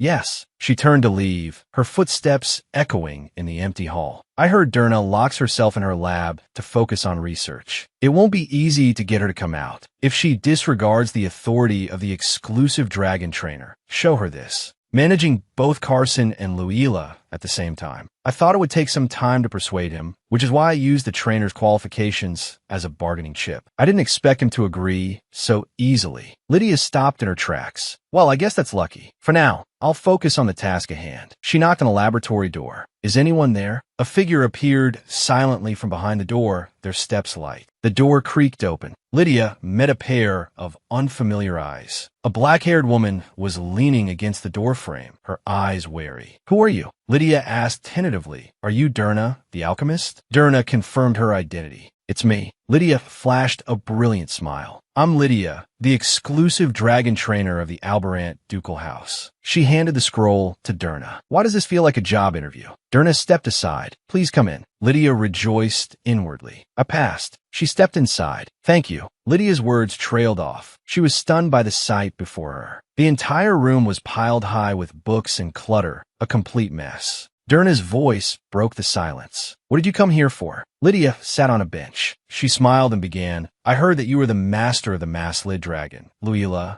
Durna's body trembled violently. Her face was as pale as paper. Lydia's smile froze. Durna's voice was as faint as a mosquito's buzz. Luila, did something happen to him? Lydia quickly explained. He hasn't caused any trouble, nor is he sick. But it's highly likely that something could happen. That's why I came to suggest behavioral correction. Durna, with her back to her, spoke with a slight tremor in her voice. Dragon trainer, can't you correct him? Lydia's tone was firm. Without the owner's permission, a dragon trainer cannot act on their own. Besides, training is always more effective with the owner present. Durna's hands clenched tighter. Ever since I became his master, Luila has always been that way. Why is it a problem now? Lydia looked directly at her. Lady Durna, she asked calmly, how many times a week do you go to see Luila? Durna's body stiffened. Lydia pressed on. And when you do see him, how long do you stay? Durna bit her lip. She said nothing. Lydia's gaze sharpened. Lady Durna. She leaned forward, her voice cold. Do you truly care about Luila? Lydia closed her eyes and sighed softly. If taking care of Luila is a burden to you, you could consider giving him to someone else. If what you need is water from a mass-lid dragon. Durna spun around abruptly. It's not like that, she shouted emotionally. I can't give Luila to anyone. There are always people like this who claim to be the dragon's rightful owner, yet stubbornly refuse to let go. Even when their behavior borders on abuse, they will loudly insist, he's mine. Lydia said, if you are willing to make an effort to improve, there is no need to change owners. But if that's not the case as a dragon trainer, I believe that appointing a new owner is the best option. Durna's body trembled. I really did try. I tried to get close to Luila, but he wouldn't open up to me easily. Whenever I got close, he would growl. And then the accident happened. That day, Luila was unusually sensitive for some reason. Even now, I don't know what I did wrong. I just felt a searing pain. Then blood splattered everywhere. Durna lifted her robe, revealing a hideous scar on her abdomen. They said if the wound had been any deeper, my organs would have spilled out. Lydia watched quietly. I understand the situation, but this makes things even harder to comprehend. Facing Luila is a heavy burden for you. Then may I ask why you refuse my proposal? Some dragon trainers, after being injured by a dragon, give up due to the trauma. Lady Durna, your injury was severe. Durna's voice was choked with tears. Even so, I can't send Luila away. A flicker of confusion crossed Lydia's eyes. Luila is. Durna covered her face with her hands, tears seeping through her fingers. Luila was my father's dragon. I wanted to build some kind of connection with him. But now, every time I see him, I remember that day. The moment I see him, I remember being injured. I don't know what to do anymore. I don't want to send Luila away, but I start trembling the moment I face him. Sunlight filtered through the leaves. The Duke was gently stroking Carson. Lydia stood to the side, reporting softly. Yes, Your Grace. She will likely request more magical tools. The Duke's gaze never left Carson. Is it because of that mass-lid dragon, Luila? Lydia answered affirmatively. Yes, for now, yes. The Duke's gaze turned to her. For now, Lydia explained. As I said before, every dragon has problems to some extent, but Luila's situation is the most urgent. The Duke said, so these tools are for Luila for now, but they can be used for other dragons in the future. Lydia answered affirmatively. That's right. Did you know that Lady Durna was injured by Luila? The Duke's hand paused on the dragon scales. Of course I knew. The corner of his mouth lifted in a cold smile. That's precisely why I personally dismissed the dragon trainer in charge of Luila. Lydia sighed. So he really was dismissed. The Duke added, but that dismissal was not what you imagine. Lydia was taken aback. What? The Duke said, the Durna family has been alchemists for generations, and such families usually pass down some secret arts. On ancient parchment scrolls are drawn complex alchemical circles and potion recipes. Now, what do you think would happen when a dragon trainer approaches Luila, trying to steal those secrets? Lydia's pupils contracted slightly. Don't tell me that dragon trainer. The Duke stated the facts calmly. Yes, he was acting under someone's orders. I heard his real mission was not just to steal secrets, but to completely eliminate the alchemist of the ducal house. Lydia pressed, "Does Lady Durna know about this?" The Duke said, "I explained it to her," but she seemed more shocked that Luila had attacked her. Lydia's profile was cast in shadow. She muttered to herself, "For such a stupid reason." She crouched on the grass, her figure looking particularly small. Lady Durna. It wasn't entirely Luila's fault that he attacked her, but she still blames herself. A dragon that has lost its beloved master will not easily open its heart to others. And after experiencing all that, the wall Luila has built around his heart against Durna is immeasurably thick. Durna sat in her chair, her expression mournful. Sometimes, Luila's cries are completely different from usual. I don't know how to describe it, but just hearing it makes you want to cry along. That's why I don't want to find a new owner for Luila. Lydia listened quietly, a trace of compassion in her eyes.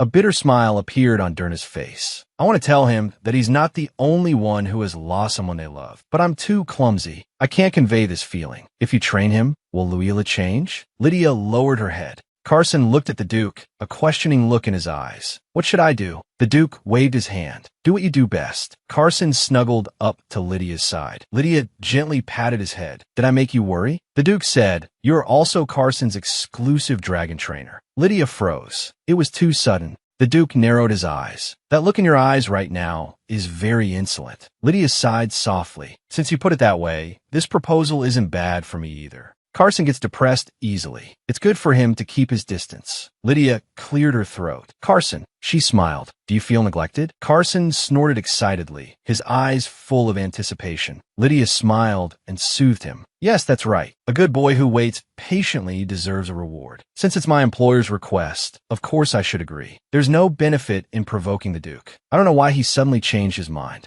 The Duke crossed his arms, standing quietly under a tree, his gaze profound. Lydia showed a confident smile. She called out softly, Luila, how are you? Luila, inside the cage, let out a low growl filled with vigilance. Lydia's expression was helpless. Even with the calming incense lit, he's still the same as ever. Lydia turned. Russell, can the dragon trainer make the door transparent? Russell nodded. Of course. His hand, wearing a black glove, pressed on the lock. With a soft turn, the door instantly became transparent. Luila was curled up in a corner, trembling. Lydia watched quietly. Very well, then. She took a step forward. Russell looked uneasy. Are you really going to stay here? A smile spread across Lydia's face. Yes, except for the time I'm taking care of Carson. I'll be staying here. You can come find me anytime if there's a problem. Russell had been taking care of Luila to stabilize his mood. Because he wasn't attacked, Luila tolerated him, but he didn't seem to like him. Even if this is a necessary process, Luila probably won't welcome it. But he also needs to understand that not every human will actively approach him. Lydia struggled to move a pile of books. She placed the books heavily on the table. Luila's wings trembled slightly. It just needs time. Carson drew close to Lydia, sniffing her all over. Lydia laughed helplessly. Do I smell like another dragon? Carson snorted unhappily. Lydia mused, although Carson seems a little unhappy.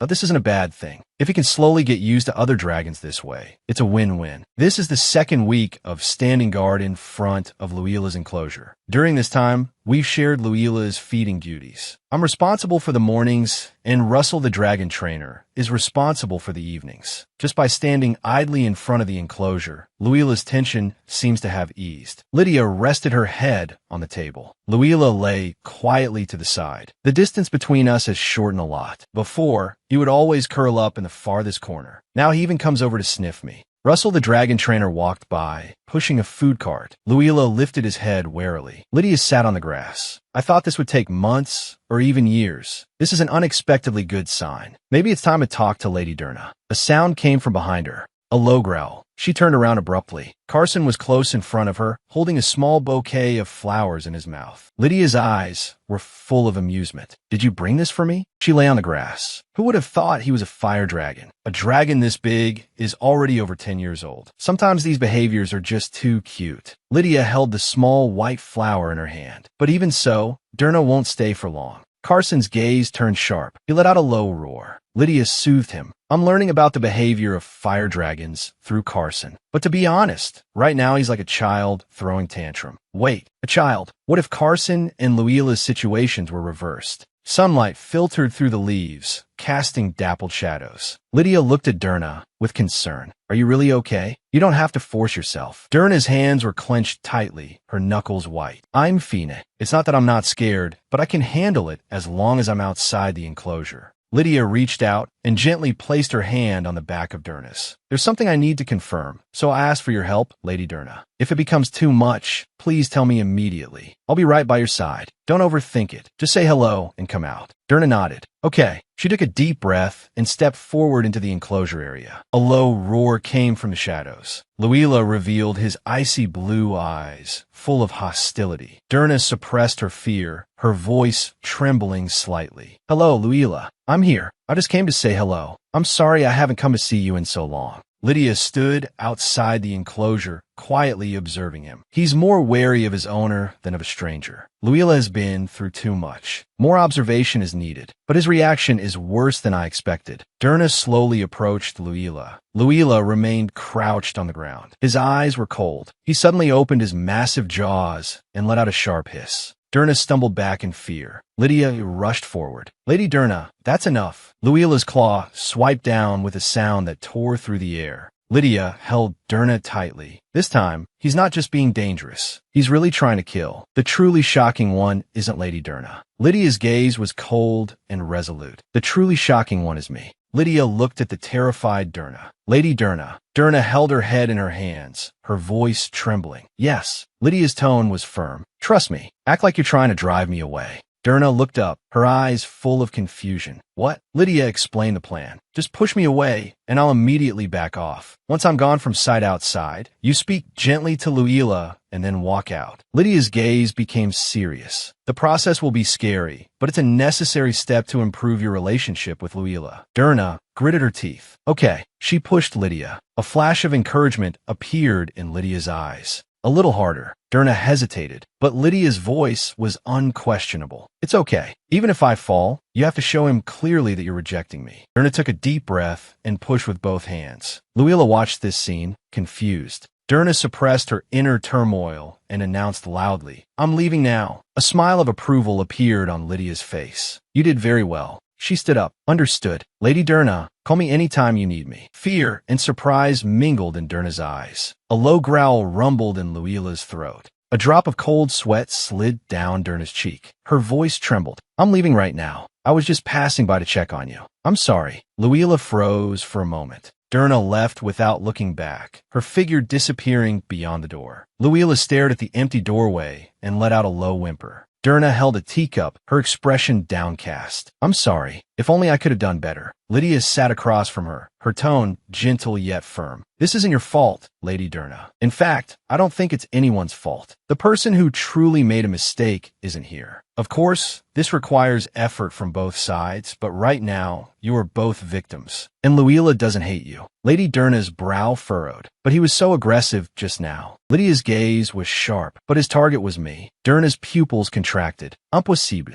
Lydia replied calmly. He's not usually like that, so I was surprised too. As long as you're not here, Luila will obey my commands, just as we tested earlier. Durna was thoughtful. That's right. But when I gave the order, he ignored it. Lydia looked directly at her. That's precisely the problem. Durna looked blank. What? Lydia explained. Luila doesn't acknowledge you as his master. There are many reasons behind this. The suffering he has endured is enough to explain it all. But more importantly, Lady Durna, you are afraid of Luila. This isn't a problem that can be solved in a day or two. If we want to improve the relationship, we need to continue. Can you endure training like today's? Durna's eyes filled with hope. Can my relationship with Luila really get better? Can I not give up on my father's dragon? Lydia's gaze was solemn. I can't give you any guarantees. She took Durna's hand. But as long as you don't give up, I will keep trying too. Durna lowered her head. I know I'm not good enough, but please help me. I don't want to give up on Luila just like this. Luila curled up on the ground, letting out a soft grunt. That weak child of the former human master. The one who used to tremble before me like a rabbit. Even after the former master disappeared, even with the pure dragon's blood, she couldn't protect anything. That pathetic human. A low growl rumbled in Luila's throat. He stared intently at Durna. Suddenly, he lunged at Durna. Durna screamed. No.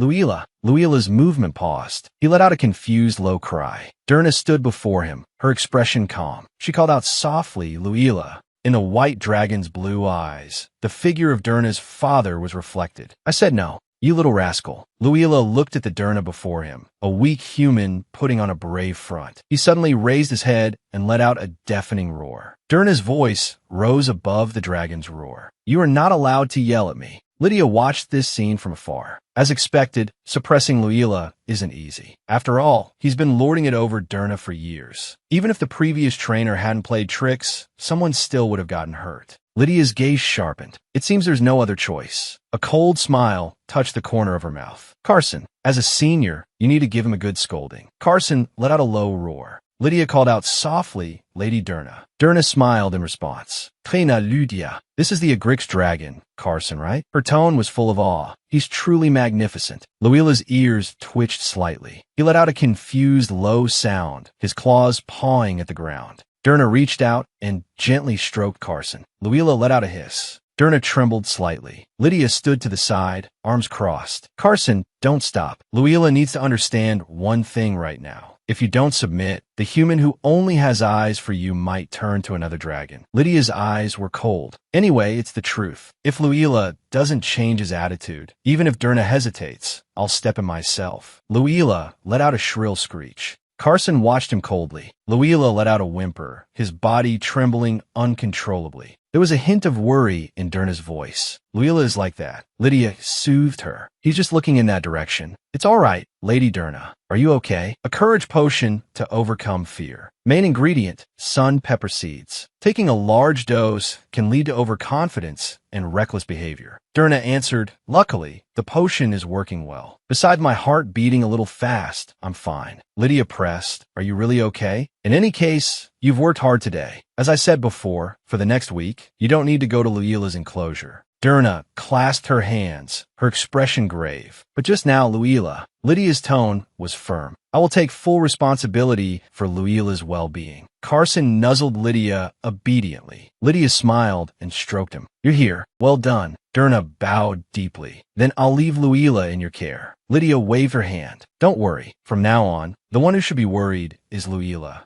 A week later, Durna came running. She called out urgently, Trainer Lydia. She ran up to Lydia, her tone full of concern. Is Luila okay? Has he been eating well? Has he been for a walk? Lydia interrupted her with a smile. You must be very curious. In that case, wouldn't it be faster to go see for yourself? Durna's face lit up with understanding. Let's go quickly. Lydia turned to lead the way, with Durna following closely behind. I was too confident just now, Lydia mused. To be honest, I'm not entirely sure how Luila will react. If this method doesn't work either. Durna nervously approached the enclosure, calling out softly, Luila, what's wrong? Are you hurt? Luila slowly raised his head, a purring sound coming from his throat. He suddenly got up and rushed towards Durna. He opened his mouth wide and let out a joyful roar, tears streaming from his eyes. Lydia stood to the side, letting out a soft breath. Durna was taken aback by this sudden display of affection. This was Lydia's suggestion. Can you try speaking to him gently? Durna's cheeks flushed slightly. She reached out a trembling hand and called, Luila. Luila gently rested his head in her palm and closed his eyes.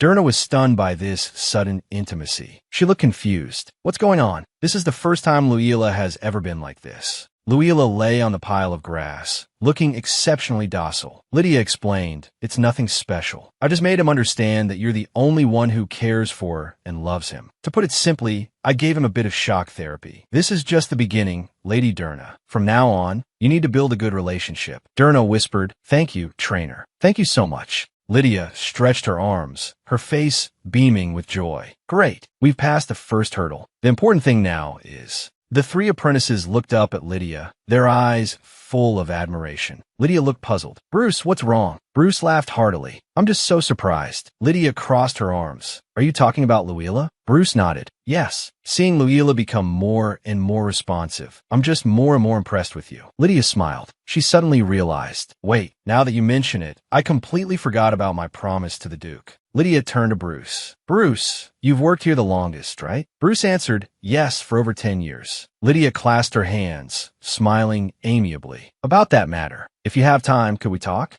Bruce scratched his head. Of course. Are you talking about the licenses? Lydia nodded in confirmation. Yes, I want to help the Duke's apprentice trainers get their licenses as soon as possible. Bruce's expression faltered. Lydia said they just don't have licenses. Their experience and skills are enough to be official trainers. Once they get their licenses, their treatment will be completely different. Bruce's eyes lit up. That's a great suggestion. Lydia continued, right? As long as they get their licenses, even after a year, they won't have to worry about being kicked out of the duchy. Bruce looked troubled, but I think it might still be difficult. Lydia paused abruptly. She asked, puzzled why. Bruce looked awkward, his finger lightly touching his lower lip. Bruce scratched his head and said with a laugh, I'm grateful for your offer, but I think it's too difficult for me. Lydia was flustered by this unexpected answer. She forced a smile. Why would you think that? Bruce explained, I'm not married and live alone. I can live comfortably on my current salary. Besides, studying really isn't for me. There's also a gap between my experience and the knowledge in books. Lydia's gaze sharpened. She spread her hands. But didn't the Duke say, if we can't prove our abilities within a year, we'll be fired? Is there any clearer proof than this? Lydia's thoughts raced. Wait, this isn't just Bruce's problem. The trainers of the duchy have all been through a hellish test. They passed a loyalty test and are managing the dragons as apprentices. Wouldn't they have their own standards?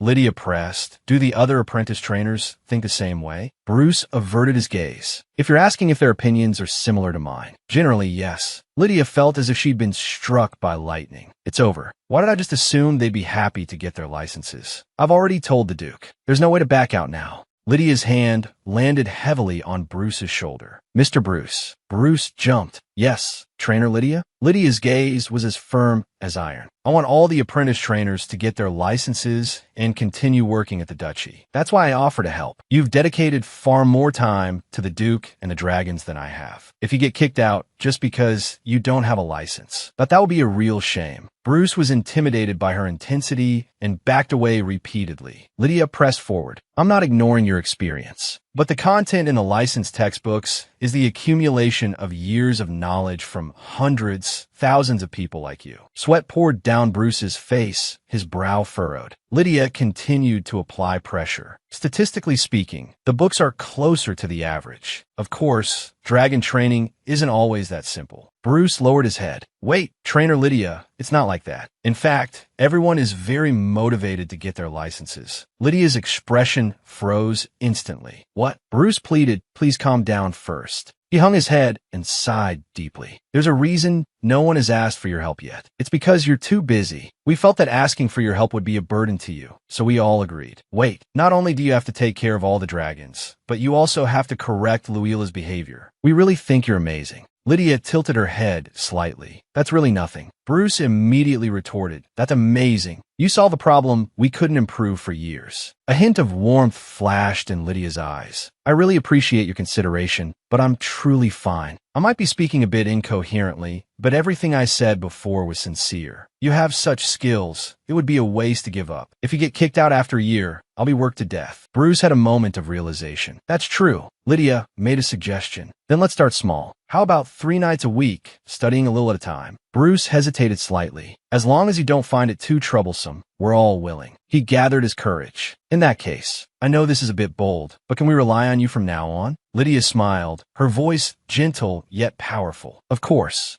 Their hands clasped firmly together. Night fell. Luila was humming a tune. A smile played on my lips. Have I been this happy recently? To be honest, I often thought that giving up on Luila might be better for him. I was gradually worn down by his endless vigilance and aggression. Even now, standing in front of him, I still remember the time I was injured. I'm not completely without fear, but at least now I can stroke Luila. This is all thanks to Trainer Lydia. Her gaze fell on the Duke, walking over from a distance. She hurried forward. Duke. The Duke looked at her. Have you handled everything? Durna handed over a box. Is everything you promised ready? The Duke took the box. Of course. You seem to be in a good mood. Are things going well with Luila? Durna replied excitedly. Yes, thanks to Trainer Lydia, I can even touch Luila's nose now. Isn't that amazing? The Duke chuckled. Trainer Lydia is indeed very capable. Durna's gaze went over his shoulder, and she suddenly urged him. She saw Lydia teaching the apprentices. The Duke explained, in exchange for taking care of Luila, she agreed to train the apprentices. Durna watched the scene through the window, a hint of surprise in her eyes. I didn't know about this. The Duke watched Lydia's figure. It's wonderful that we were able to hire a suitable trainer this time. Durna called out softly, Your Grace. The Duke spoke. What is it? Durna asked with concern. Are you still not sleeping well? The Duke turned abruptly and walked away quickly. That's not something you need to worry about. Durna followed closely. Even if the dosage is adjusted, long-term use of sleeping pills is not recommended. I'm working with a healer to create. The Duke's steps halted. The only place I can sleep peacefully is by Carson's side. Durna stopped walking, just as Luila opened his heart to me. If only the Duke's heart could open up one day, too. Thought how wonderful that would be. The night sky was dotted with stars. Lydia stood with her hands on her hips. All right, here's a problem. I came to bring the dragon food, but I found my employer instead. How should I describe my feelings? Carson let out a low growl. Lydia immediately soothed him. I know. I'll go in quietly. She tiptoed closer. She gazed at the Duke's sleeping profile. I don't want to admit it, but he's certainly handsome. It would be nice if his personality matched his face. Unfortunately, I'm not the female lead. Expecting a gentle side from him is too much of a luxury. He's sleeping so soundly. It seems wrong to wake him now, but I think it's time. After all, it's Carson's mealtime. He's a Grand Duke. But can he really just sleep here like this? The Duke woke up in an instant, flipping over with a dagger in hand. The cold blade pointed straight at Lydia's neck. Carson bit Lydia's collar and pulled her back. The Duke's eyes were cold.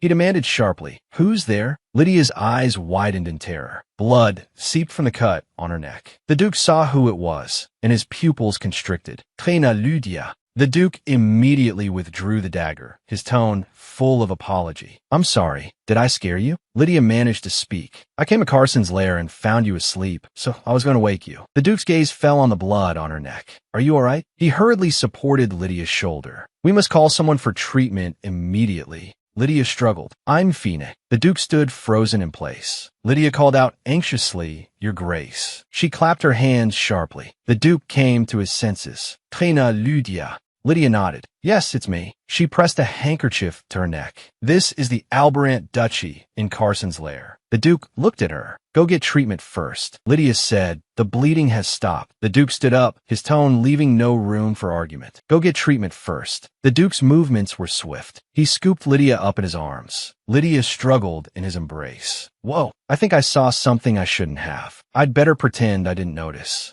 The Duke's gaze fell on the scar. There's still a scar there. Lydia said, as a dragon trainer, it's a luxury to expect to have no scars. The Duke said, I will call a healer to heal the scar completely. This is an order. Lydia was taken aback. What's with him? Why does he have to give orders for something like this? Then I'll leave after feeding Carson. Carson let out a low growl. Lydia froze. The Duke's voice sounded again. With your personality, even if I gave an order, you wouldn't obediently go for treatment, would you? Lydia closed her eyes. Is this guy a mind reader? How'd he know? The Duke looked down at her. Is there anything else? Lydia clicked her tongue in annoyance. She turned her head away. Fine, but I can walk there myself. The Duke turned and left, still holding her. Lydia was as stiff as a board in his arms. Footsteps echoed in the magnificent hall. A cry of surprise came from a distance. Your Grace. The butler bowed deeply. He asked in a panic, Where have you come from? The Duke said, I was just with Carson. He gave an order. More importantly, go and fetch a priest who can use divine power. Trainer Lydia is injured. The butler cried out, Miss. Your neck is injured. Heavens, what happened? Lydia quickly explained, There's no need to be so dramatic as to call a priest. The Duke continued his orders. Be sure to prepare a meal for Trainer Lydia. The butler replied respectfully, As you command. Lydia quickly waved her hands. I'm actually very busy today. The Duke's eyes instantly turned icy. Are you refusing my command? Lydia clutched her stomach. Vav, I'm starving. The dining table was laden with a sumptuous feast, shimmering with an enticing glow. Lydia sat at the dining table, flanked by two maids. She held a knife and fork, her mouth stuffed with steak. Steak first thing in the morning. Am I being treated a little too well? Or is it just my imagination? The butler approached. Trainer Lydia, the Duke left a message for you.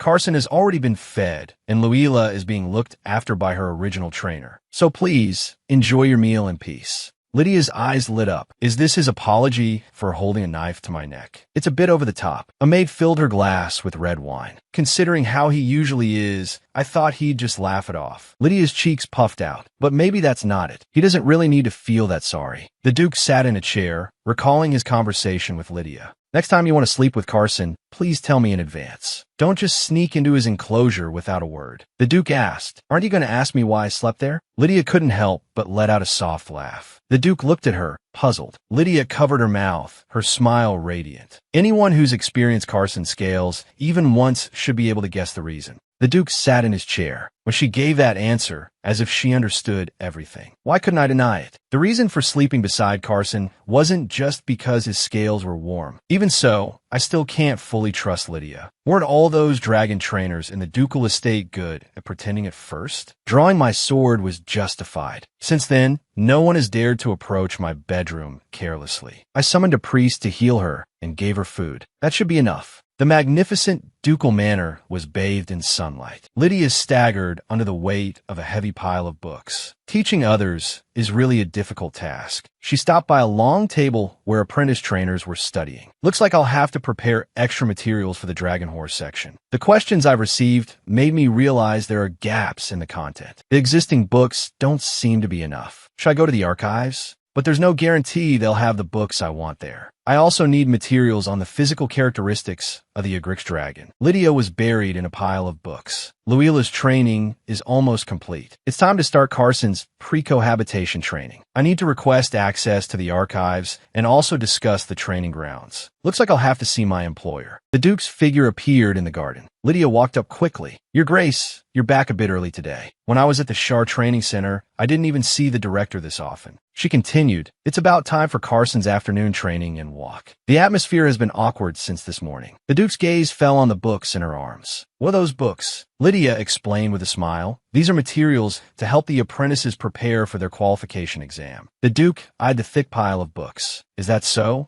It's a lot. Lydia continued. The scope of the Dragon Trainer qualification exam is very broad. You never know what questions will come up. I've only compiled the common points of error. It's already this much. The real problem is this isn't all. She gathered her courage. Your Grace, I have a few requests. The Duke responded with a blank expression. Speak. Lydia said, the records on the Agric dragon. Were they lost with the death of its exclusive trainer? The Duke's eyes sharpened, and Lydia's voice was clear. So I need your knowledge. The Duke took the books from her hands. You mean the knowledge I gained while raising Carson? Lydia looked at him, completely bewildered. She stammered, why yes. But why are you taking those? Lydia was a bit flustered. Right now, there's nothing more valuable than a dragon trainer's experience. I'm not quite used to this kind of consideration. The Duke is the one chosen by the Agric dragon. He's been raising Carson since he became sentient. Nothing is more useful than the experience of someone who's lived it. This is a completely reasonable request. But a bead of sweat trickled down Lydia's temple. With the Duke still not trusting me, it'll probably be difficult to get that kind of information. The Duke's voice cut in. It seems I'll need some time to organize my thoughts. Lydia was completely shocked. What? Why? The Duke's voice sounded a bit troubled. To suddenly talk about over 100 years of history, it's hard to know where to begin. What else? Didn't you say you had a few requests? Lydia came to her senses. Really? She composed herself. I'd like to request the construction of a training nest for Carson and permission to use the archives. The Duke held the books. I'll have the butler grant you access to the archives. But as for building a training nest for Carson, haven't we already built a separate nest? Lydia explained, that nest is for after he completes all his training. Right now, if Carson is with the other dragons, I can't guarantee his stability. Lydia placed her hands on her hips, looking confidently at him. As you know, Carson is the #1 most notoriously difficult dragon. The Duke's blue eyes flickered. That's right, and that's precisely why a dragon trainer must put in so much effort. A brilliant smile bloomed on Lydia's face. That's also one of the main reasons I became his exclusive trainer. The Duke turned his head. I heard Carson was brought over to correct Durna's dragon, but nothing major happened, right? Lydia nodded. Yes, but Carson is male and Luila is female. Although they are different species, male dragons are generally more tolerant of female dragons that have laid eggs. The Duke's gaze was probing. Are you saying that Carson has taken a liking to that female dragon? Carson's pupils suddenly contracted. He let out a questioning growl. He abruptly spread his wings, his tail slamming heavily onto the ground, and let out a deafening roar. Lydia crossed her arms, watching the scene with great interest. Wow, this is the first time I've seen this kind of reaction. The Duke watched the enraged Carson. He's saying no. Lydia was thoughtful. Even if he doesn't like her, he didn't show any aggression. Carson let out a low roar, flames churning in his throat. Lydia looked at Carson. Could it be that he's shy? The Duke fell into thought. It's more like he's been found out and is at a loss for words. The Duke sat on his ornate throne, writing on a document with a quill. The butler came forward to report. Trainer Lydia has entered the archives. The Duke asked, today as well? The butler nodded. Yes, Your Grace. The Duke's gaze was deep. Frankly, just because Carson has accepted her doesn't mean we can stop our surveillance. Lydia probably doesn't know. To ensure she is under surveillance at all times. In the shadows, the Watcher's eyes gleam coldly. It would be utterly foolish to let our guard down around someone new to the Albrandt family. But according to the reports so far, Lydia has shown no personal motives, focusing only on the dragons. Can I really trust her? What if all of this is just a clever ploy? I can't rule out that possibility. In the past, there have been plenty who lay low for years, waiting for us to let our guard down before making a move. To this day, there are no records whatsoever on the Agric's dragon, Carson. If she were to one day betray and harm Carson, the Duke's eyes turned icy. I would never forgive myself. A knock came at the door. Your Grace, it's Bhaskar. The Duke answered without looking up. Come in. Bhaskar walked in, holding a stack of documents. The Duke looked at him. You brought him today. Bhaskar nodded. Yes, it was just a coincidence. Emerald. A dark green leopard appeared out of thin air, its form agile. This is the panther of Forerunner, Emerald. The Duke said, still not used to it? Bhaskar explained, he rarely shows himself and doesn't proactively approach people, as long as his bowl is filled, but he'll eat by himself. Bhaskar sighed. Sometimes I even forget he exists. Emerald rubbed his head against his leg, letting out a low purr. A trace of resignation crossed Bhaskar's face. The Duke asked, are there reports? Bhaskar placed the documents on the table. Yes, I brought some files that require regular review. The Duke rested his chin on his hand. Anything noteworthy? Bhaskar replied, the dragon management has entered a stable phase. Management efficiency has improved, and the apprentice trainers are also more satisfied. The Duke said, is that so? Bhaskar explained, yes. Now that licensed professionals are carrying out the tasks, everything has stabilized. Even the most sensitive and difficult female masslid dragon has been corrected. The wild dragon horses captured during the escape incident are also being successfully tamed. This is all thanks to Trainer Lydia. The Duke spoke slowly. Do you trust her? Bhaskar was taken aback. If you're talking about trust, can you guarantee she won't change like those infiltrators? The Duke's profile was stern. Can you guarantee she won't change like those infiltrators? Bhaskar admitted frankly, if that is what your Grace is referring to, then not yet. In that case, why don't I personally monitor Trainer Lydia? And there is something I'd like to discuss with you. He glanced down at the leopard by his feet. Don't you need a reason to trust Trainer Lydia? Bhaskar had a gentle smile on his face. I also hope that someone like Trainer Lydia won't betray us. If you find it difficult to decide alone, why not leave it to me? Lydia looked astonished. The Panther Forerunner. You mean training him? Bhaskar clasped his hands in front of him. Yes, that's right. A smile that was hard to refuse spread across his face. Would it be a bother for you? Lydia was a bit flustered. She quickly waved her hands. That's not what I meant. How should I put this? It's just that I never expected to be training a Panther Forerunner, a species known for being fiercely loyal to its master and never leaving their side. And Bhaskar is a key figure who manages the duchy's affairs when the Duke is away. A person of his status couldn't have possibly called me here just for something like this. Lydia's thoughts cleared in an instant. She forced a smile. Could you tell me what kind of training is needed? I haven't heard of any particular problems with the Panther Forerunner that Lord Bhaskar is raising. Bhaskar softly called Emerald. From the shadows behind him, a massive leopard-like creature appeared silently, its dark green fur covered in spots. It had a single horn on its forehead and a pair of jet-black wings folded against its back. It padded forward silently, its emerald eyes locked on Lydia. Lydia held her breath. Wow.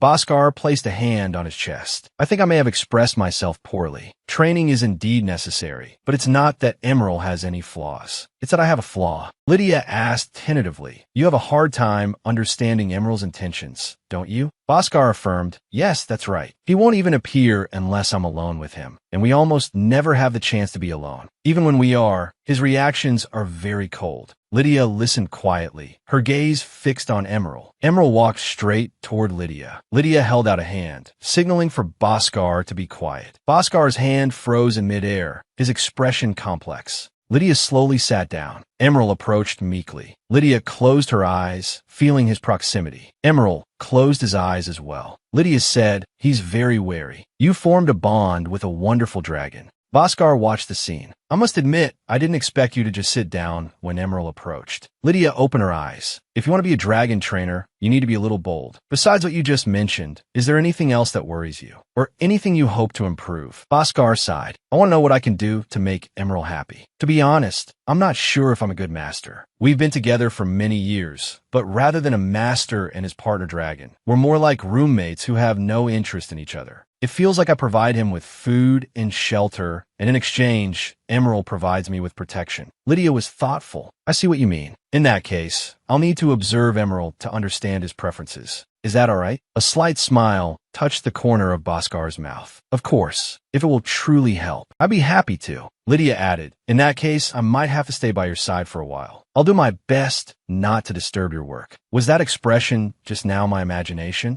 Bhaskar smiled. "Quite the contrary. I'm the one who's worried about disturbing you, Trainer Lydia." Lydia quickly replied, "It's no problem. This is my job after all." Bhaskar took her hand. "Then I'll be in your care for this period." Bhaskar sat at his desk, his quill scratching across a document, pretending to do something else to lower Emerald's guard. Her reasoning is very persuasive. If she were truly, as the Duke suspects, attempting to leak the family's internal secrets, she could have used this as a pretext to access documents. It's a good opportunity, after all. Yet, unexpectedly, there is nothing suspicious about Lydia's behavior. It even makes me wonder why the Duke is being so cautious. It's only been a few days, but in this short time, her interest is clearly only in dragons, because the focus of her gaze is always Emerald. Other than that, the only thing I've discovered is that she doesn't seem to like being indoors very much. Lydia yawned. Bhaskar spoke up. "Trainer Lydia, how are things? Any progress?" Lydia snapped back to attention. "If you're asking about Emerald, yes, I've made progress." Bhaskar looked up. "Is that so?" The documents had no loopholes when I last checked. The magical device I installed beforehand also showed no unusual activity. If she hasn't made a move because she hasn't had the chance, she should be using Emerald as an excuse to extend the observation period. Am I overthinking this? Was the Duke wrong? Lydia walked to Bhaskar's desk. "Based on my observations these past few days, you just need to, when Emerald is looking at you,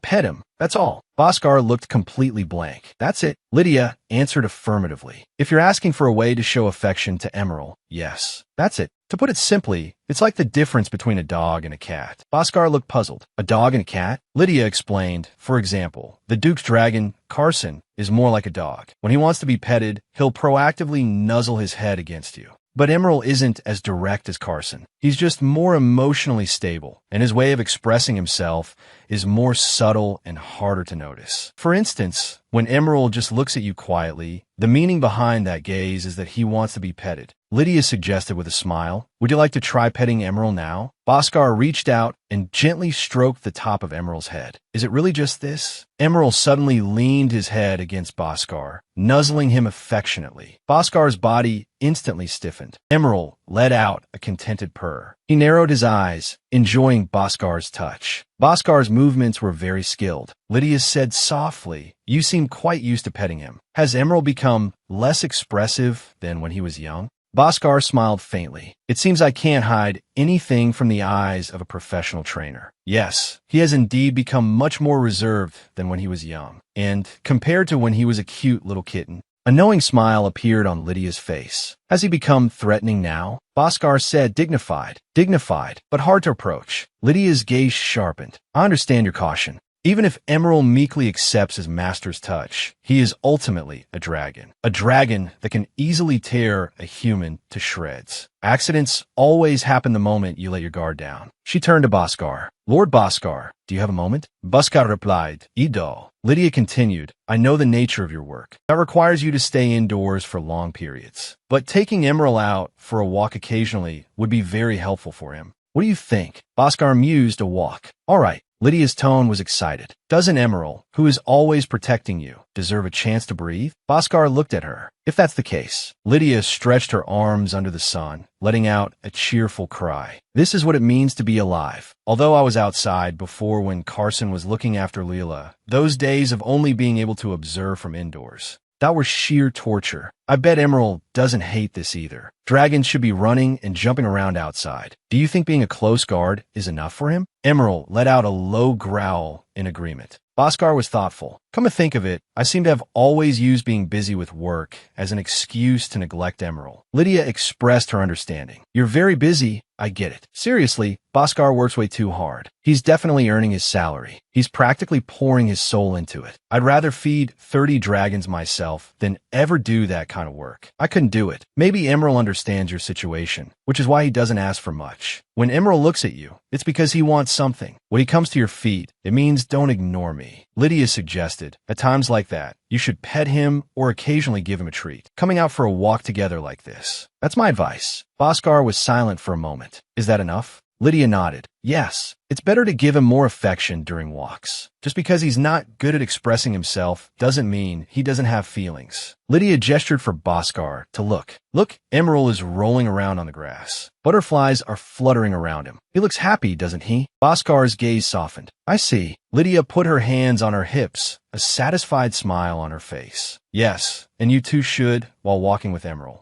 But relax properly. Working all the time will not suffocate you. Bhaskar looked at her. It seems observing Emerald was quite an ordeal for you. Lydia was suddenly startled. Anyway, you just need to remember that point. Bhaskar tilted his head. Is it really that simple? Lydia explained. Emerald never had any behavioral problems to begin with. It's just that you didn't quite know how to interact with him. If you have any other questions, you can come to me anytime. I also got to observe a precious panther of Forerunner. So, Bhaskar let out a light laugh. Trainer Lydia, you're a truly interesting person. Lydia looked confused. What do you mean by that? Bhaskar suddenly bowed deeply. First, I must apologize to you. Lydia took a startled step back. Lord Bhaskar. Bhaskar continued. Actually, the real reason I asked you to train Emerald was to have an opportunity to be with you. Lydia's pupils contracted sharply. What? Her voice trembled slightly. Are you saying it was to monitor me? Bhaskar straightened up, placing a hand on his chest. Regrettably, yes. Please forgive my impertinence. Lydia's gaze sharpened. But this is strange. Why are you telling me this so easily?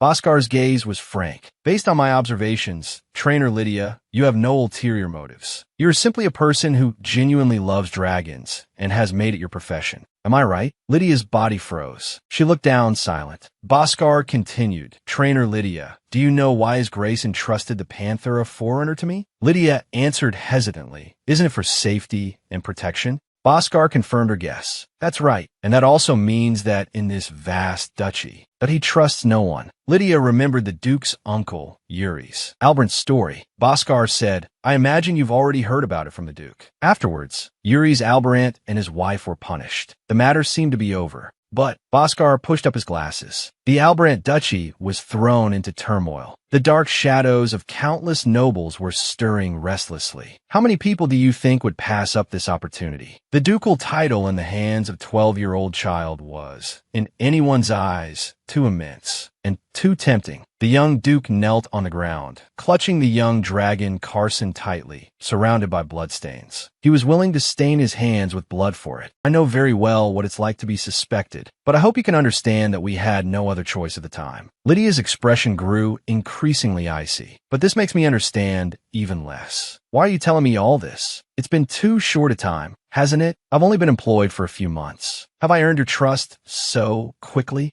Bhaskar smiled faintly. Of course, for an ordinary person, that would be the case. But an ordinary person wouldn't feed 30 dragons all by themselves. Lydia was momentarily speechless. Why bring that up now? Back then, everyone doubted my abilities. I had to prove them wrong. And get some fresh air, too. Bhaskar added, besides, someone with ulterior motives would never spend an entire month correcting a dragon that once severely injured its master. You researched information, compiled materials, and even worked overtime to teach the apprentice trainers so they could pass their qualification exams. How do you explain that? Lydia's mouth fell open in astonishment. How do you know all that? That's my job. A licensed, employed dragon trainer is supposed to do those things. Bhaskar asked, then why didn't you even touch the important documents in my office? Lydia blurted out, why would I touch them? If I accidentally mess them up, the person who has to clean up would have to do twice the work. Bhaskar's smile softened. It's precisely because of things like this. You're the responsible older sister type. If you really had ulterior motives, there were actually many opportunities you could have taken. So what reason do I have left not to trust you? Lydia covered her face. Damn, now that he puts it that way, I'm at a loss for words. Bhaskar suddenly dropped to one knee. Trina Lydia. Lydia jumped in surprise. His grace will continue to doubt you. After all, it took many years for even me, who grew up with him, to earn his trust. I know this is a selfish request, but could I ask you to understand his attitude? A cold voice suddenly cut in. What are you two doing here? The two of them spun around abruptly to see the Duke standing not far away. The Duke's eyes were dark. Didn't I just ask what you were doing here? Why did the Duke suddenly appear? Lydia and Bhaskar hurriedly bowed. Greetings, Your Grace, Duke Alberant. Lydia raised her head, a hint of wariness in her eyes. The Duke's gaze swept between her and Bhaskar. Bhaskar's words echoed in her mind. His grace will continue to doubt you. After all, it took many years for even me, who grew up with him, to earn his trust. I know this is a selfish request, but could I ask you to understand his attitude? Lydia's jaw tightened slightly. She fell silent. The Duke's voice broke the stalemate. Lydia, aren't you supposed to be on duty? Lydia immediately replied, Lord Bhaskar requested dragon training.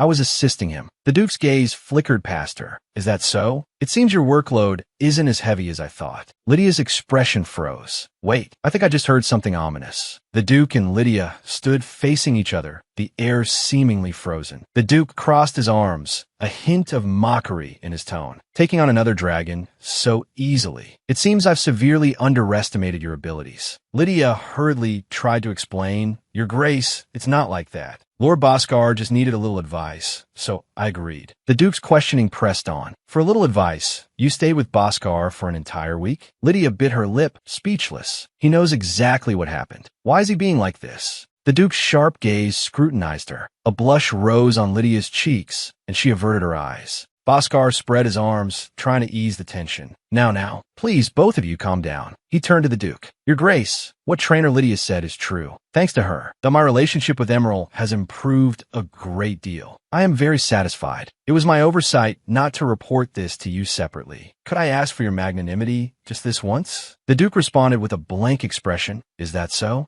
Lydia's gaze turned to Bhaskar, a warm feeling welling up inside her. Bhaskar, the Duke's profile was cast in shadow, his expression unreadable. His eyes grew even colder. Lydia felt an invisible pressure. On what grounds? What on earth did I do wrong? He took a sharp step forward. Your Grace. Lydia looked up, meeting the Duke's gaze directly. If you have a complaint, please state it plainly. The duty of the exclusive dragon trainer is to manage all the family's dragons. You must be clear on this point. Helping Lord Bhaskar's dragon is also part of my job. So what exactly is your problem, you damn employer? The Duke's eyes flickered, as if slightly surprised. He turned and walked away. Bhaskar covered his mouth with his hand, suppressing a laugh. I'm very sorry. However, you'll be experiencing more unreasonable things in the future. Lydia's anger flared instantly. Is the Duke's tyranny going to continue? Bhaskar chuckled. I apologize for that in advance. Lydia pressed a hand to her forehead. Right now, I just want to resign and escape the ducal estate. Bhaskar said, but that impulse probably won't last long. Lydia looked up in confusion. Why?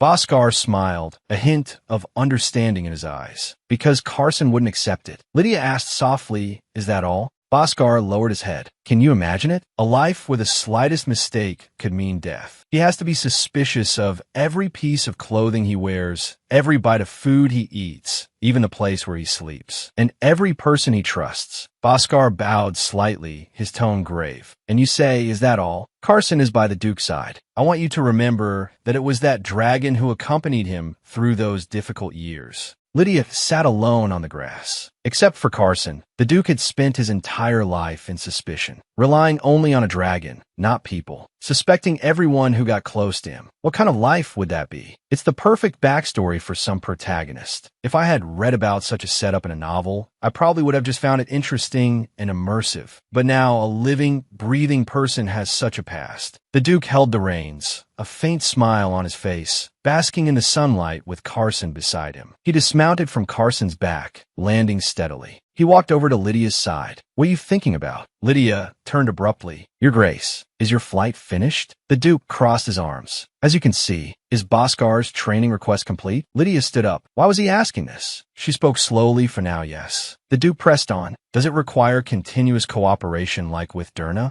Lydia explained, "It's not like that. In Lord Boscar's case, I just need to teach him how to praise Emerald. There's nothing else that needs correcting." The Duke said, "Boscar is so busy with work, I was worried there might be a problem like with Durna. It seems I was overthinking it. I'm glad that even though he's so busy, he hasn't forgotten to care for his dragon." Lydia looked up. "It's not like that." The Duke was taken aback. "What?" Lydia's gaze was sharp. If Emerald weren't a panther or forerunner, and if Boscar hadn't raised him since he was young, I dare say an accident would have happened long ago. Over the past week, I realized something while observing Emerald. Boscar has too much work. He simply has no time. In the end, he can only neglect Emerald. Emerald is loyal to Lord Boscar and sees him as a parent. But I can't guarantee how much longer his patience will last. If Lord Boscar could spend a little more time caring for Emerald, perhaps. The Duke's voice grew cold. "Lydia, Trina, you are making a request that exceeds your authority." Lydia looked up in shock. "What?" The Duke's tone was laced with sarcasm. "Just because you've become the ducal family's exclusive dragon trainer, does that mean you can arrogantly interfere in matters outside your duties? Or perhaps," he tilted his head slightly, his eyes cold. "Do you have another reason?" Lydia's pupils contracted. "Another motive?" She forced herself to remain calm. "I don't understand what you mean." The Duke said, "I told you to train the dragons, not to focus your attention elsewhere." Lydia's fists clenched. "I'd hoped it wouldn't be like this." She turned to the Duke. "Your Grace." The Duke responded calmly. "What is it?" Lydia's anger burned. "Do you really think that? I'm busy enough just managing the dragons. Where'd I find the time to deal with some emotional affair? I don't even have a single second. The more I think about it, the more absurd it feels. What on earth made you think there's something personal between me and Boscar? Besides, I'm running around busy every day. I have no time to think about anything else. Where in my daily schedule is there room for romance? This is my first time dealing with a panther or forerunner. This rare dragon species is usually raised by nobles, and information about them is extremely limited. Just observing this precious dragon already takes up all my time. What kind of person do you take me for?" Differences in perspective are sometimes unavoidable. The Duke remained silent. Thompson's words surfaced in Lydia's mind. He had sneered, "No matter how you pretend, in the end, you're just a woman. I could tell just by seeing you hesitate when faced with such an opportunity. But this kind of difference isn't always pleasant." Lydia gritted her teeth. "Your Grace, you hire me because I'm a dragon trainer." "That's right, I'm a dragon trainer. I am caring for Lord Boscar's dragon in my capacity as a dragon trainer, not sharing a space with him as the woman named Lydia. If I were just a commoner from an orphanage, how could the ducal estate possibly have hired me? I have always been loyal to my duties, and I intend to continue to be." She clenched her fist tightly. "So, if you have even the slightest shred of respect for me as a dragon trainer, I hope you will refrain from saying such things in the future." Lydia looked directly at him, her gaze firm. "Even if you're my employer, I cannot simply laugh off remarks that disregard my hard work." The Duke stood alone in his lavish office. He leaned over, bracing himself on the desk. "Am I going mad?" He gritted his teeth, his expression dark and unreadable. "Why did I say something like that just now? I already knew that Boscar was going to investigate Lydia.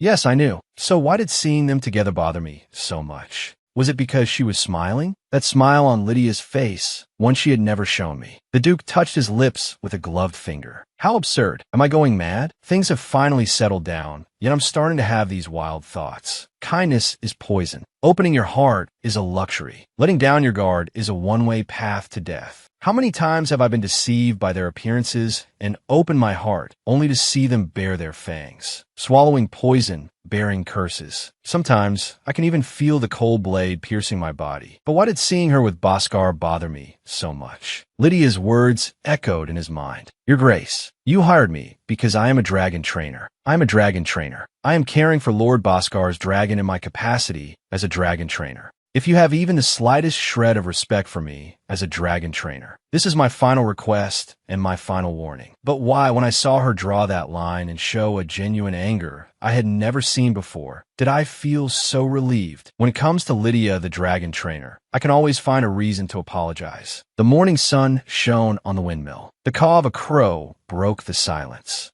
Lydia turned her head, her hand unconsciously touching her cheek. Damn it, I really don't want to see him yet. It's been several hours since I yelled at him, but work still has to be done. Seeing him still being difficult. Anyway, this twisted Duke, how does he have connections with the dwarves? A red-haired, red-bearded dwarf was all smiles. He enthusiastically extended his hand. A pleasure to meet you. My name is Ukandil from the Ensos Mountains. It's an honor. Lydia bowed slightly. Hello, I am the Albarant ducal family's exclusive dragon trainer. My name is Lydia. Dwarves, a race that only appeared in the novels of my past life. Short in stature, love to drink, have thick beards, and possess exquisite craftsmanship unmatched by humans. That's what I remember, and he's exactly as I imagined. Lydia wore a professional smile. His Grace said he needed the exclusive dragon trainer's opinion. Ukandil responded cheerfully, Ah, yes. This cage is being built for His Grace's dragon training. Ukandil glanced sideways, stealing a peek at the Duke. Why is he so gloomy today? He cleared his throat. Ahem. Dragon trainer Lydia, what else do you think is needed?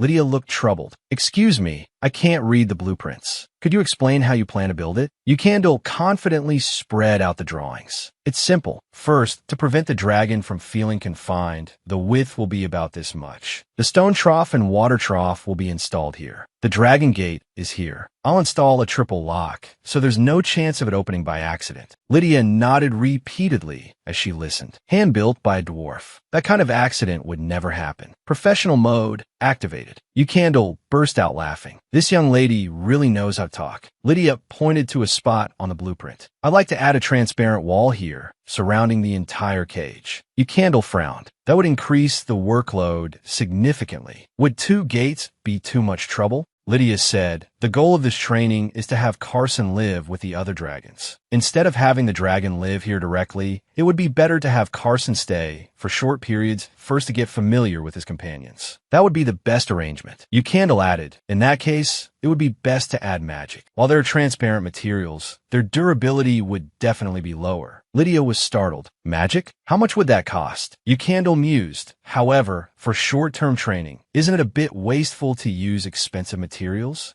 Lydia sighed. I didn't consider the cost. What do you think, your Giara? He turned his head, their faces almost touching. Ukandil's voice boomed like thunder. Lydia, dragon trainer, we plan to bring more dragons to the ducal territory. Will you continue to commission us then? Lydia snapped back to her senses. If that's the case, yes, I think they could be very useful. The Duke spoke up that it's best to build it with sturdy materials. As for making it transparent, we can solve that with magic. Ukandil's eyes lit up and he nodded repeatedly. Magic is so convenient. He laughed heartily. All right. I made a note of it. He looked at the two of them, a meaningful smile on his face. Ah, to be young. Lydia pressed a hand to her forehead, wishing she could just disappear on the spot. The Duke suddenly spoke. Lydia, dragon trainer. Lydia flinched and turned to answer. Yes, your Grace. The Duke said, let's talk. It won't take long. Lydia followed behind him. I see. What on earth does he want to say this time? The fountain sparkled in the sunlight. The Duke and Lydia sat side by side on a bench. Silence spread between them.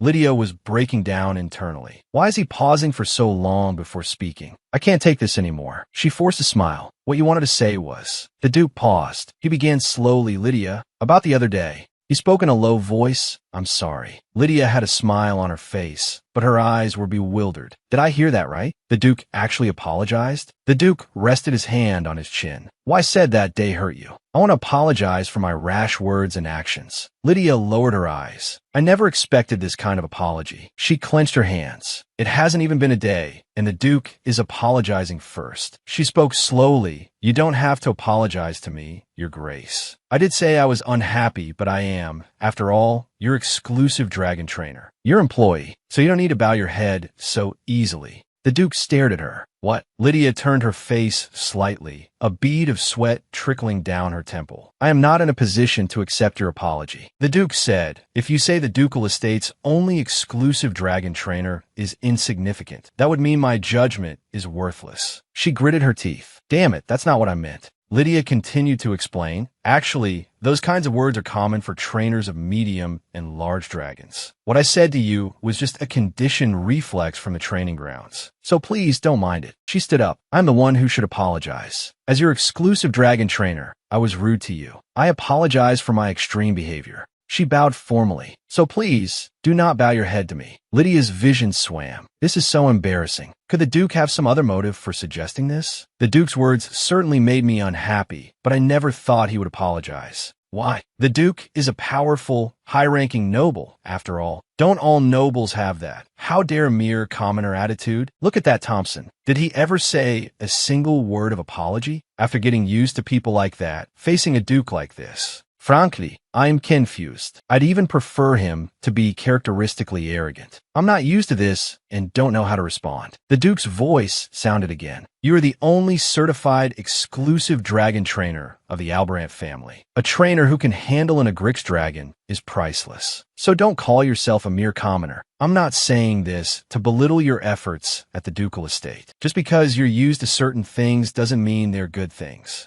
I was indeed rude, which is why I'm apologizing. I hope you can accept it. Lydia flinched slightly. The sunlight fell on him, as if coating him in a halo of light. She bowed deeply again. Just acknowledging my existence is more than I could ask for. A barely perceptible smile appeared on the Duke's face. Lydia said, well then, I have a class for the apprentice dragon trainers, so I'll take my leave. The Duke turned his head. All right. Lydia turned and walked away quickly. The Duke's gaze followed her. Why did I feel displeased just now? Why does Lydia belittle herself so much? A stifling heat rose in my chest. Why did that stifling feeling vanish the moment she said she was grateful for my acknowledgement? I want to know what on earth I'm thinking. Is my reaction just because I've finally found the partner I've been dreaming of? The Duke's eyes grew deep. Or was there another reason? A dragon trainer was riding a white dragon beast. The dragon beast reared up, letting out a screech. If you were going to fall, you would have fallen already. Getting a wild beast used to carrying a rider is a difficult and dangerous task. The beast's back is much higher than you'd think. The dragon beast was panting heavily, sweat pouring down. What's more, this was an adult dragon beast raised in the wild. The trainer leaned down, gently stroking the dragon beast's neck. Good boy. If you want to live here, you have to get rid of that stubborn temper. Lydia watched quietly, a look of approval in her eyes. He can actually endure and control the dragon when it's deliberately acting up. That kind of skill isn't something you can do just by having a license. The dragon beast stomped hard, its forelegs landing heavily. The trainer gripped the reins tightly, struggling to keep his balance. Calm down. He looked nervously at Lydia. Am I really going to be okay? Lydia's tone was firm. Don't worry, you'll be fine. The trainer walked over quickly, greeting them warmly. Miss Durna, Instructor Lydia. Lydia said, I was just observing the riding training. The trainer was a little surprised. Really? He asked, slightly nervous. How was it? Is there anything that needs improvement? Lydia smiled and shook her head. Actually, I wanted to ask for your advice. In that situation, I would have fallen off at least once. Next time, could you teach me some of your riding techniques? I feel like you can't hold on with strength alone. The trainer's eyes widened in surprise. Of course. Anything for you, Instructor Lydia.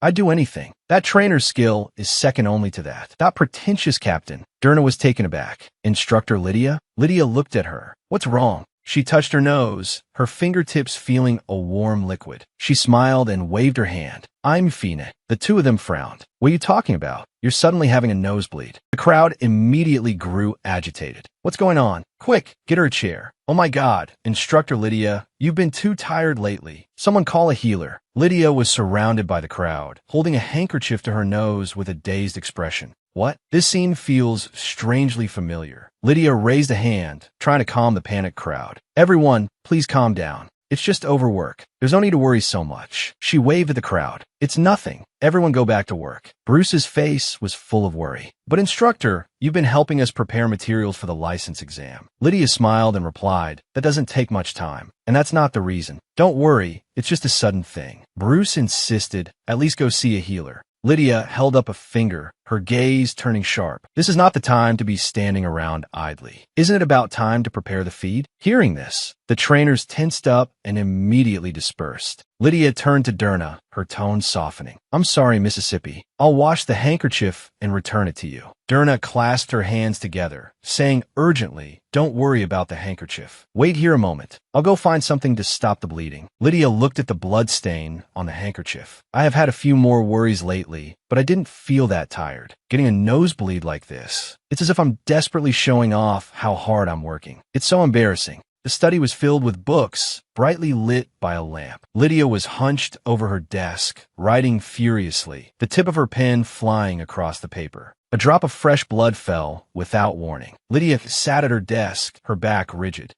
It's happening again. Since last week, my nose bleeds whenever I concentrate a little or feel tired. Although it's not a lot of blood. Lydia tilted her head back, pinching the bridge of her nose with her fingers. Really, why the nose of all things? She lowered her hand, her gaze falling on the documents. If His Grace finds out about this, just thinking about it is exhausting. Good thing I didn't stain the documents. She held up a thick stack of papers. It was the summary of practice exam questions she had stayed up all night to organize. Lydia walked down a magnificent corridor, sunlight streaming through the windows. The next exam is next spring. It falls right within the 1-year grace period His Grace mentioned. Luckily, there are 2 chances. It's hard to find trainers of that level again. As long as they get their licenses and decide to stay at the ducal estate, my workload will be greatly reduced. It will also be a great help to the ducal family. She hugged the documents in her arms, her gaze determined. Let's push a little harder. Lydia bumped headfirst into a solid chest. She let out a cry. Oh, Mr. Bhaskar.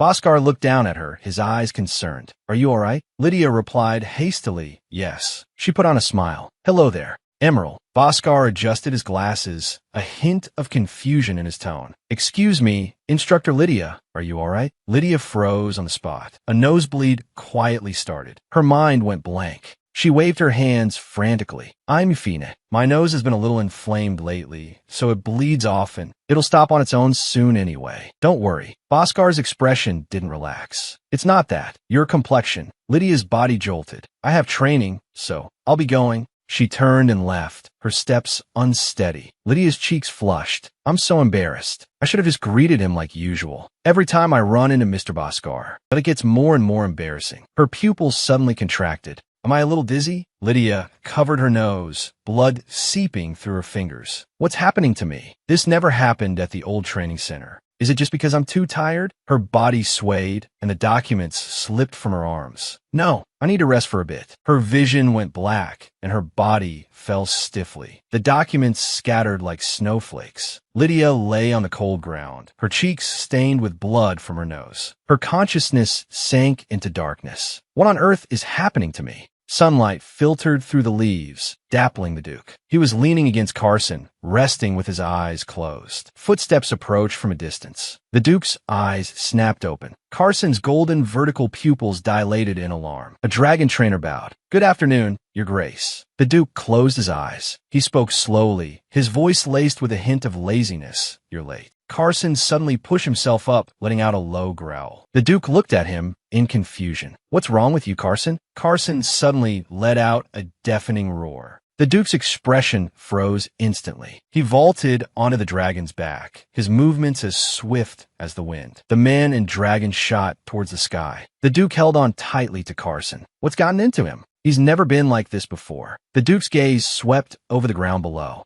His pupils contracted sharply. Lydia was lying motionless in the middle of the courtyard. Carson swooped down and landed on the ground. The Duke leaped off and took Lydia into his arms. Instructor Lydia. Lydia's hand hung limply, unresponsive. The Duke held her tighter, his eyes filled with anxiety. Lydia. Carson let out an impatient roar, urging him on. The Duke's eyes regained their composure. Healer. I have to get her to a healer. In the infirmary, footsteps were hurried and heavy. The healers rushed over at the sound, their faces filled with alarm. The Duke's voice was cold and urgent. Instructor Lydia has fainted. Carson found her and brought her back. Examine her immediately. The healers didn't dare to delay and hurried forward. Yes, Your Grace. The Duke stood to the side, his hands clenched, his gaze locked on the unconscious Lydia. The healer finished the examination and breathed a sigh of relief. The Duke took a step forward. How is she? The healer replied, it's exhaustion from overwork. The Duke repeated the words. Exhaustion from overwork. The healer nodded. Yes, these are typical symptoms of overexertion. It seems she's been pushing herself too hard. If not for her strong constitution, that she would have collapsed long ago. Lydia lay quietly on the bed, traces of blood still on the tip of her nose. She needs to rest well for a while. The Duke looked at the healer. How long does she need to rest? The healer's expression was serious. That depends on instructor Lydia's condition. She'll need at least a week of complete rest. Besides, instructor Lydia is the only licensed instructor in the ducal territory. It won't be easy to fill her position.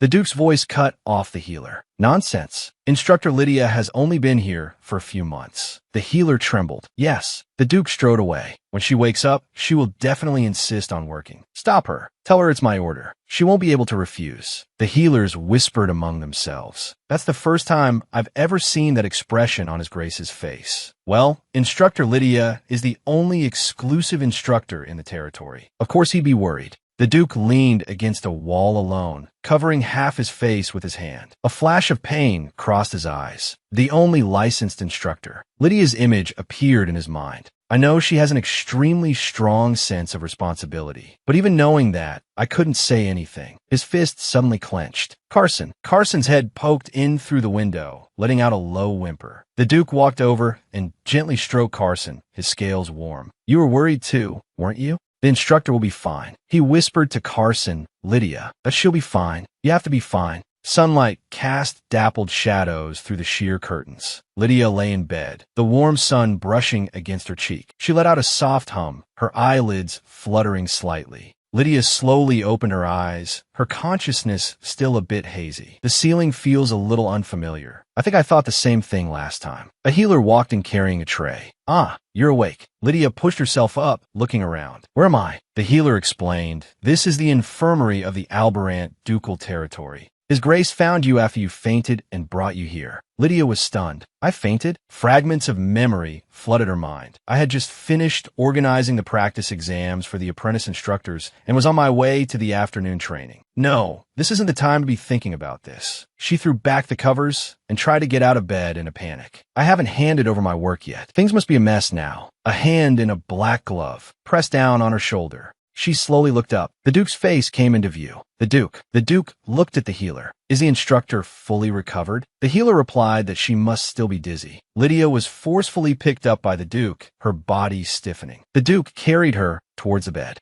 Lydia struggled. Can't he be a little more flexible? The Duke's voice was cold and hard. You can't be foolish enough to think that fainting this time was a small matter, can you? Ive investigated. You've been working overtime, helping the apprentices prepare for their qualification exams. You also took over Luila's corrective training. Lydia's face grew paler. The Duke continued, not only that, while being in charge of Carson and Emerald, you've also been looking after the work of other instructors. When did you ever rest? Lydia was speechless, her head lowered involuntarily. I thought I had rest enough. I didn't know I would faint. Everything around her plunged into darkness. Why did it suddenly get dark? Carson's head filled the entire window. Lydia froze on the spot, her mind. That went blank. She cried out in shock. The healer also looked astonished. Carson's huge body, his tail wagged excitedly in the courtyard. He let out a joyful shriek. Lydia, she got out of bed. All right. You were really worried about me, weren't you? Carson let out a satisfied growl. The healer shouted at the Duke, Your Grace, how could you bring a dragon here? The Duke's face was calm, as if it had nothing to do with him. I can't handle Carson's temper. Lydia hugged Carson's head, a gentle smile on her face. Knowing Carson, he must have caused a huge scene on the way here, right? The healer stomped her foot in frustration. Instructor, don't you sympathize with him? Lydia said, it's just overwork. If His Grace hadn't brought him, we might have been in trouble. Carson purred contentedly, rubbing his head against Lydia. The healer's tone was serious. Instructor, if you don't rest properly, you'll have to stay in the infirmary even longer. Lydia looked horrified. I don't want that. A smile touched the corner of the Duke's mouth. You say that, but in your heart, you're happy the dragon is here, aren't you? Lydia, having been seen through, blushed slightly. Ha, you found me out.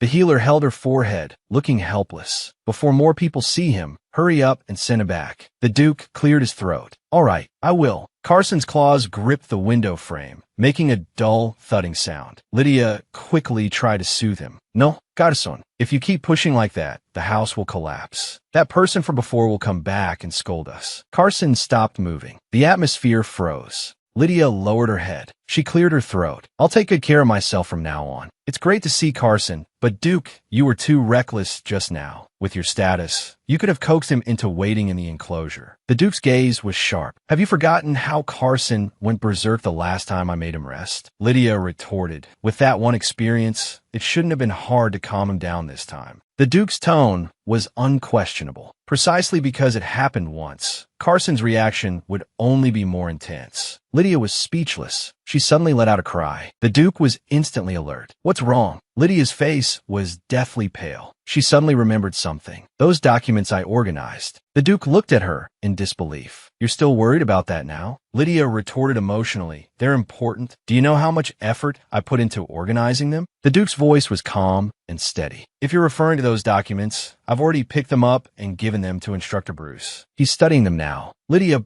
breathed a sigh of relief. Thank heavens. She held her forehead. What can I do? I'm the only qualified instructor in the duchy. Besides, it's not like I'm completely unaware of the duchy situation. We can't hire more instructors, can we? The Duke's tone became stern. You're not reflecting at all. It sounds like you want to faint again. Then we'll increase the number of instructors in the ducal house. Lydia was incredulous. Are you serious? The Duke turned and walked towards the door, his back resolute. I understand your concerns, but that's not something you need to worry about. Stop troubling yourself with unnecessary things. Focusing on your recovery and resting is how you can help. Lydia sighed helplessly. I really can't tell if you're worried about me or scolding me. She lowered her eyelids, just about to say thank you. 1 week later, Carson was lying on the ground, letting out an irritated growl. His huge body writhed restlessly. The Duke sat beside him. You know, Instructor Lydia can only come back when she's fully recovered. Carson shot up, letting out a deafening roar. The Duke soothed him. I know you miss her, but if you go looking for her, you'll only slow down her recovery. What'll we do then? Carson laid down dejectedly, whimpering. Ever since I took over Carson's care again, time has become incredibly tense. Without Instructor Lydia, I don't know how I managed this enormous workload before. I'm not the only one who feels her absence. Durna, who is undergoing training with Luila, had to pause her training until Lydia returns. This was only natural. However, she still hasn't overcome the trauma of being attacked by Luila. The progress she was able to make.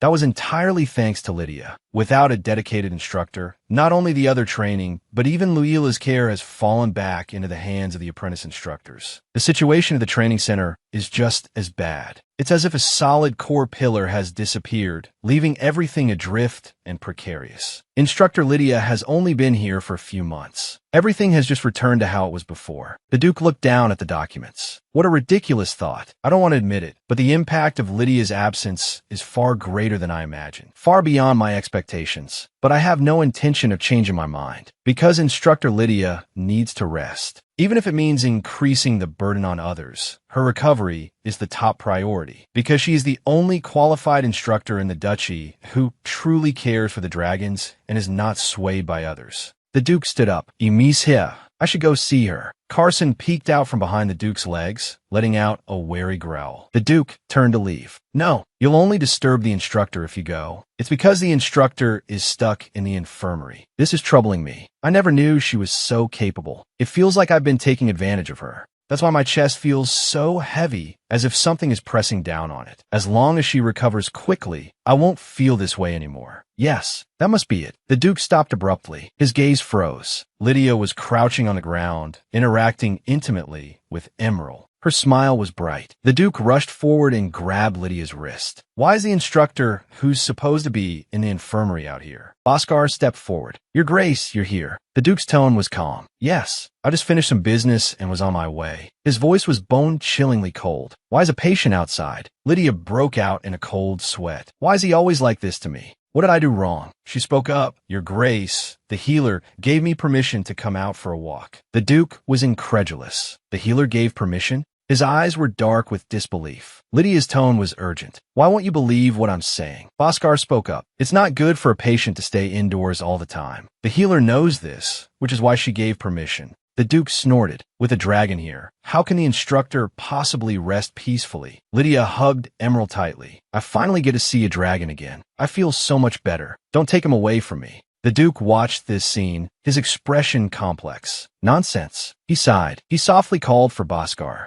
Bhaskar responded, yes, your grace. The Duke gave an order. I'll send guards to you. For now, leave Emerald with Instructor Lydia. Lydia heard this and whipped her head around. What? She repeatedly shook her head. Your grace, there's no need for that. She explained with a smile, Emerald can't be away from Mr. Bhaskar. What I mean is, I'd like to spend a little more time with Emerald. The Duke's voice drifted over. So, you want to stay with Bhaskar? Lydia froze. Yes, that's right. Why does that sound so strange? The Duke's face instantly darkened. He gritted his teeth. Bhaskar, escort Instructor Lydia back to the infirmary. Bhaskar was stunned. What? But your grace. The Duke's tone was unquestionable. If you don't accept my offer, then there's no other way. The confinement period will just have to be extended. Lydia exclaimed, your grace. Bhaskar tried to smooth things over. Instructor Lydia has only been out for 10 minutes. The Duke's gaze sharpened. Bhaskar, are you defying my orders? Bhaskar placed a hand on the Duke's shoulder. Your grace. His tone was calm. Staying in bed all the time is not good for the body. That's why the healer allowed her to come out. Besides, if you don't speak up, no one will know what you're really thinking. If you want something, you should just say it directly. The Duke sat at his desk. A knock sounded at the door. Without looking up, he said, come in.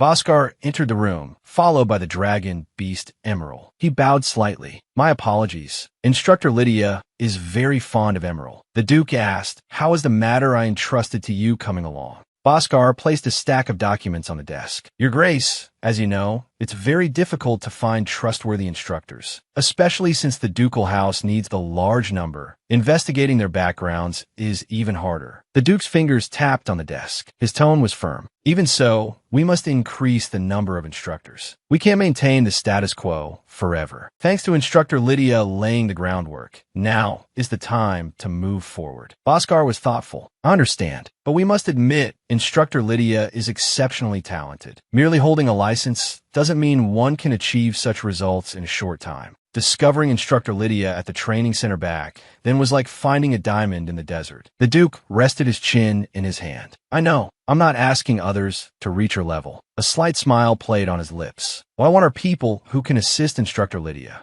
Bhaskar's gaze was sharp. Is that the only reason? The Duke froze. What? Bhaskar's voice was calm and firm. I said it before. If you don't speak up, no one will know what you're really thinking, especially when that person is Instructor Lydia. The Duke whipped his head around. What do you mean by that? Bhaskar leaned forward, his tone serious. As an old friend, I'll just say this. Don't wait until it's too late and you have regrets. Be honest from the start. The Duke turned his face away, a cold sweat trickling down. I don't know what you're talking about. Bhaskar chuckled lightly. Since you say you don't know, you probably do know. The Duke's gaze sharpened. Are you messing with me? Bhaskar's smile didn't fade. Who knows? Do you think I'm messing with you? If you had said it was for her health, Instructor Lydia would have accepted immediately. In that case, you wouldn't have shown up in the garden. At that time, it clearly looked like you were searching all over for Instructor Lydia. Am I wrong? The Duke slammed the table. Just as you said, a diamond found in the desert must be cherished. Stop talking nonsense. You know I'm doing all this for the sake of the ducal house. Bhaskar narrowed his eyes slightly. He thought of a place that was the cleanest and had the fewest connections. This place was Asha, where Instructor Lydia came from. The training center. The Duke stood at the window, gazing into the distance. The Asha Training Center. Bhaskar continued his analysis. Among the training centers run by the Asha Empire, it's relatively clean. Of course, the director did accept a bribe from Count Harris, but the Count was only seeking convenience for his third son and didn't cross any lines. According to imperial law, training centers established for the public good can only graduate a fixed number of instructors each year. So the number of people we can bring in is limited. This is a necessary regulation to maintain the quality of training. The Duke said, I owe the director a few favors. Let's start with the Asha Training Center. Bhaskar immediately responded, all right, I'll go investigate the instructors at Asha and report back to you. The Duke added, when we visit the Asha Training Center, Instructor Lydia will accompany us. Remember that. Bhaskar placed his hand on his chest and bowed slightly. Understood. The door opened softly. Bhaskar was thoughtful. Actually, there's no need to bring instructor Lydia along at all. He's just not being honest with himself. The problem is, he doesn't seem to know why he's doing this. It looks like instructor Lydia is in for a tough time. 5 days later, Lydia opened her arms and called out loudly to Carson. Carson responded excitedly with a joyful roar. Lydia was fully recovered. She hugged Carson's neck tightly. Carson purred in his throat. Lydia winked playfully. Saw thee. I didn't mean to suddenly ignore you. You're the one who found me, right? Thank you. Seeing someone you know collapse in a pool of blood must have terrified you. After we reunited, my attitude wasn't the same as before either. You must have been very anxious. So now, I should let you be spoiled a little. It would be too cruel to be so strict with Carson at a time like this. Lydia softly called Carson. Carson let out a low growl, as if asking a question. Lydia showed a mischievous smile. How about we fly together for the first time in a while? Carson's eyes lit up instantly. Lydia vaulted onto the dragon's back, gripping the reins tightly. She let out an excited scream. She cheered in the wind. Let's go. Carson stuck out his tongue, roaring with excitement, and carried her up into the clouds. The Duke stepped onto the grass, his footsteps light. He looked up at the sky, watching the figures of the person and the dragon. Carson landed steadily. Lydia jumped lightly off the dragon's back. Your Grace. The Duke crossed his arms, his tone holding a hint of reproach. I appreciate your dedication to your work, but I hope you remember that you were just discharged from the infirmary. Lydia responded with a smile. It was just a light flight around. Nothing serious. The Duke's eyebrow twitched. I'm not sure the healer would agree with your definition of light. Lydia turned her face away, a mischievous curve on her lips. I know it probably wasn't light, but if you tell me to stop, I'll stop. The Duke looked away, his tone softening. What I mean is, please be careful not to overexert yourself. Lydia stated calmly, I'm not overexerting myself. In fact, after not flying for so long, it feels pretty good. The Duke said, for the time being, I will personally feed Carson. You just need to focus on training. Lydia tried to object, but the Duke's voice became cold and firm. This is an order. The same goes for the other dragons you're in charge of. Find other dragon trainers to handle the feeding. You only need to supervise the training. That's all for today. You may go back. I'll handle the rest. Lydia's face instantly darkened. Her fists clenched. Carson, we're going home. Carson let out a confused growl. Lydia announced, we've flown long enough. It's time to go back. Carson growled in dissatisfaction. The atmosphere instantly froze. The Duke suddenly spoke. Lydia. Dragon trainer Lydia turned abruptly. Yes, Your Grace. The Duke crossed his arms, his gaze fixed on the distance. I'm planning a trip to the Imperial capital soon. Lydia was completely confused. So suddenly? She gave him a suspicious look. Is that so? Why are you telling me this? The Duke explained. Do you remember? We talked about hiring more dragon trainers for the ducal house. I plan to go to the Imperial capital for that purpose. I'd like you to accompany me. Lydia's pupils contracted. Me? The Duke explained. I need an advisor. Traveling together is the best way to assess each other's abilities. Of course, Carson will come along too. That way you can also look after him. If time permits, you probably want to visit your family too. Lydia asked, when are we leaving? The Duke replied, in 2 weeks. Until then, focus on resting and recovering. Be in your best condition. Lydia clasped her hands together, her eyes shining. I'll recover as quickly as possible. Please don't worry. I also need to prepare snacks and toys for my younger brothers and sisters. And a gift for the director. The Duke watched her excited state. Go.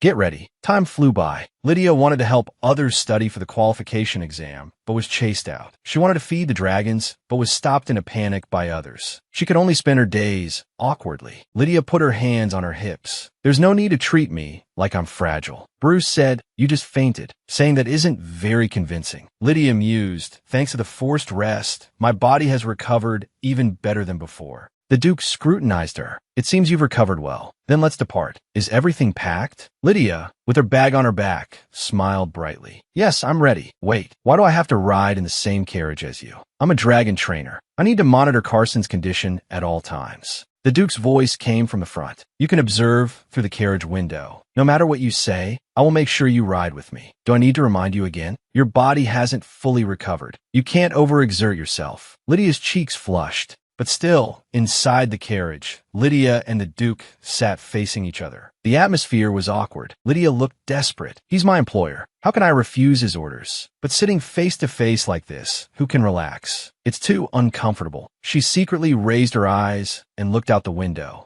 Carson flew calmly, keeping pace with the carriage. The joint training hadn't even started, yet he was surprisingly composed. Before I was hired, he must have traveled back and forth between the imperial capital and the various training centers countless times. He must be used to this kind of travel by now. Lydia leaned against the window. As long as Carson is okay, that's all that matters. So cute. But now the problem is me. Am I really going to travel all the way to the imperial capital like this? I'm about to suffocate. I'd rather ride my own dragon. The Duke's gaze shifted from his documents. If Lydia felt uncomfortable, I was planning to arrange another carriage for the return trip. He looked across. Lydia was leaning against the window, fast asleep. Sunlight streamed through the window, falling on her peaceful, sleeping face. The Duke looked at the sleeping Lydia. It seems that won't be necessary now. But in that position, her neck will suffer. I specifically used my divine power to warm the carriage for her. I can't let her be uncomfortable anymore. The Duke reached out and gently adjusted Lydia's posture. The wheels rolled over a stone, causing a jolt. The Duke held the window with one hand and steadied Lydia with the other. He looked down at Lydia, sleeping peacefully in his arms, his gaze softening. Lydia hummed softly in her sleep, unconsciously snuggling into the Duke's embrace. The Duke's hand rested lightly on her shoulder, his fingertips twitching slightly. Lydia let out a contented hum. The Duke froze. He abruptly pushed Lydia away. Lydia woke with a start, her eyes still sleepy. Your Grace? The Duke's tone was calm. The carriage seemed to hit something. I was afraid you would fall, so I caught you. Lydia yawned. Thank you. The Duke,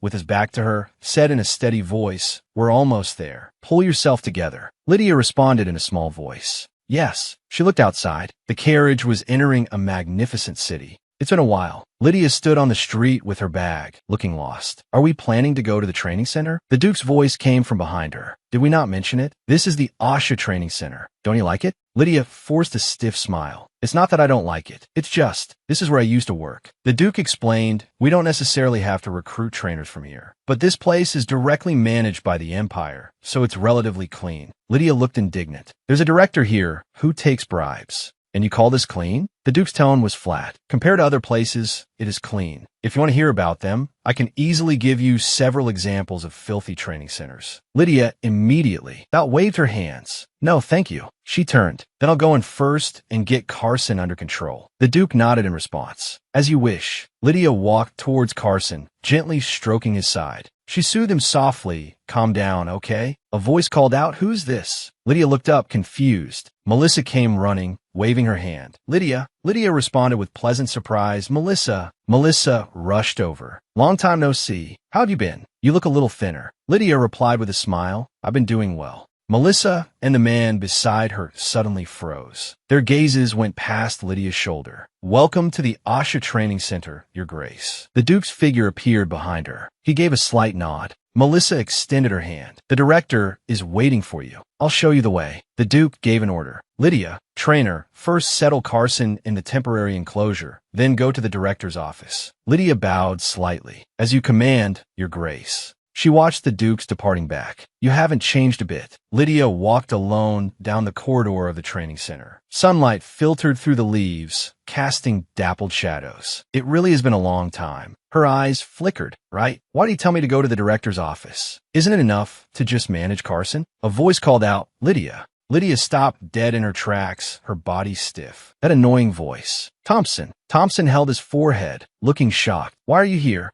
Lydia looked at him expressionlessly. Then why are you here? Weren't you expelled from the Asha Training Center? I heard you needed 6 months to recover. Discharged so soon? Have 6 months passed already? Thompson sneered, his tone arrogant. Who gave you the nerve to speak to a nobleman in that tone? Lydia looked at him coldly. Sorry, I forgot. After being expelled, you're no longer a trainer, but the youngest son of some noble family. Thompson flew into a rage. This wench dares to be so rude to anyone. Did you use your womanly charms on the Duke to act so arrogantly here? You dropped the act as soon as you saw the Duke. He crossed his arms, a mocking look on his face. Looks like you had a lot of fun. After all, you went to the illustrious house of Duke Albarant. No wonder you're back at the training center now. It seems things didn't go so well with the Duke. Thompson's smile was greasy. He sized up Lydia. She's an uncultured wild girl, but her face and figure are not bad. In that case, I could take her under my wing personally. He moved closer to Lydia. As for her rebellious side, I'll just have her fix it herself. I don't mind a little bit of rebellion. Thompson's hand reached for Lydia's waist. Lydia spoke coldly. You're not the eldest son who will inherit the Count's title. Besides your noble blood, you're good for nothing. What else can you get?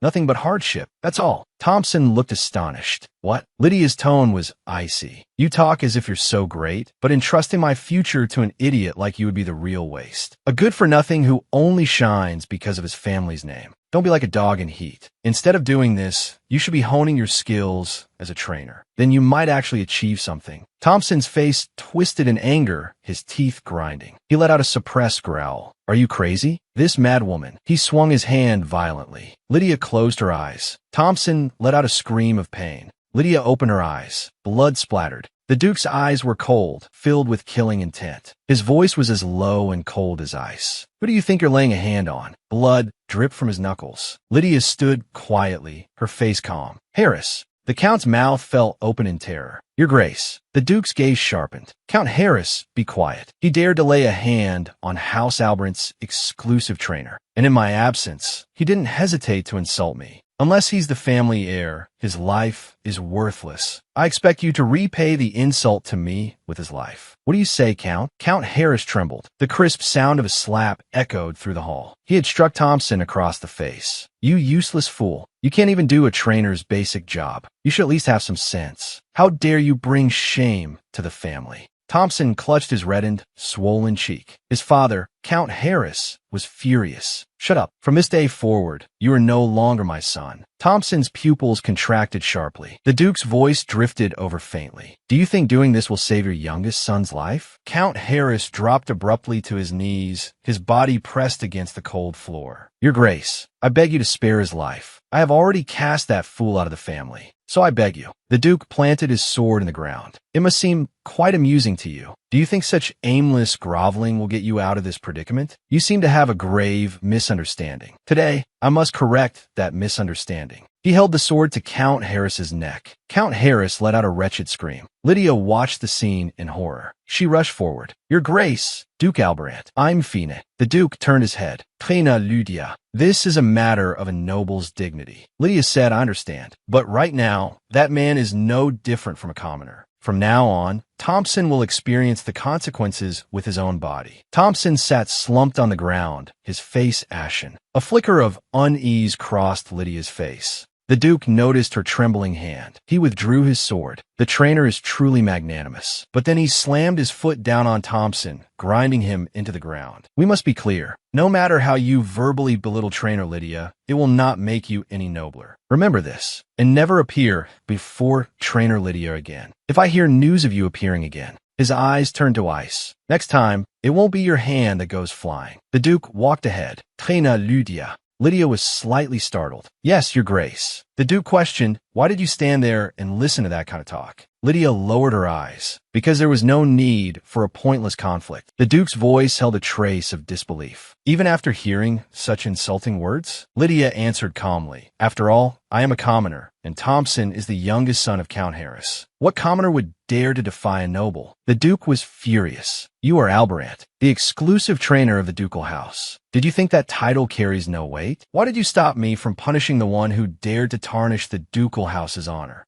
Lydia clasped her hands in front of her. It is precisely because I am the ducal house's exclusive trainer that I stopped you. The Duke was stunned. What? Lydia continued to explain. Punishment is deserved, but excessive punishment will only harm the ducal house. We don't need to make more enemies right now. He got angry for me. He punished that person for me. Of course I was happy, even a little jealous. After all, it's something a commoner like me could never do. But there has to be a limit to everything, because the Duke must rise above personal feelings. I know you must be uncomfortable being involved in this over a mere trainer, but Thompson has already been cast out of his family and lost his protection. That punishment is enough. The Duke listened, turning his head, his expression subtle. Thompson has lost his stable job and been abandoned by his family. The road ahead will be very difficult. This circle is surprisingly small. Rumors about Thompson will spread immediately. Lydia tapped her chin thoughtfully with her index finger. Unless he has outstanding talent to compensate for his terrible personality. But he doesn't. The Duke said, "What did you just say?" Lydia looked up. "This circle is smaller than you think. What Thompson did will spread quickly. No one will hire him again." The Duke shook his head. "Not that." Lydia's mind raced. "Could it be something about me?" She began, "I'm grateful that you value me, but I am ultimately a commoner. You are an unmarried, eligible nobleman. It wouldn't be good for rumors to spread about you being involved with a commoner. Even if he spouted nonsense to slander me, he would have to be careful. After all, reputation is important to nobles."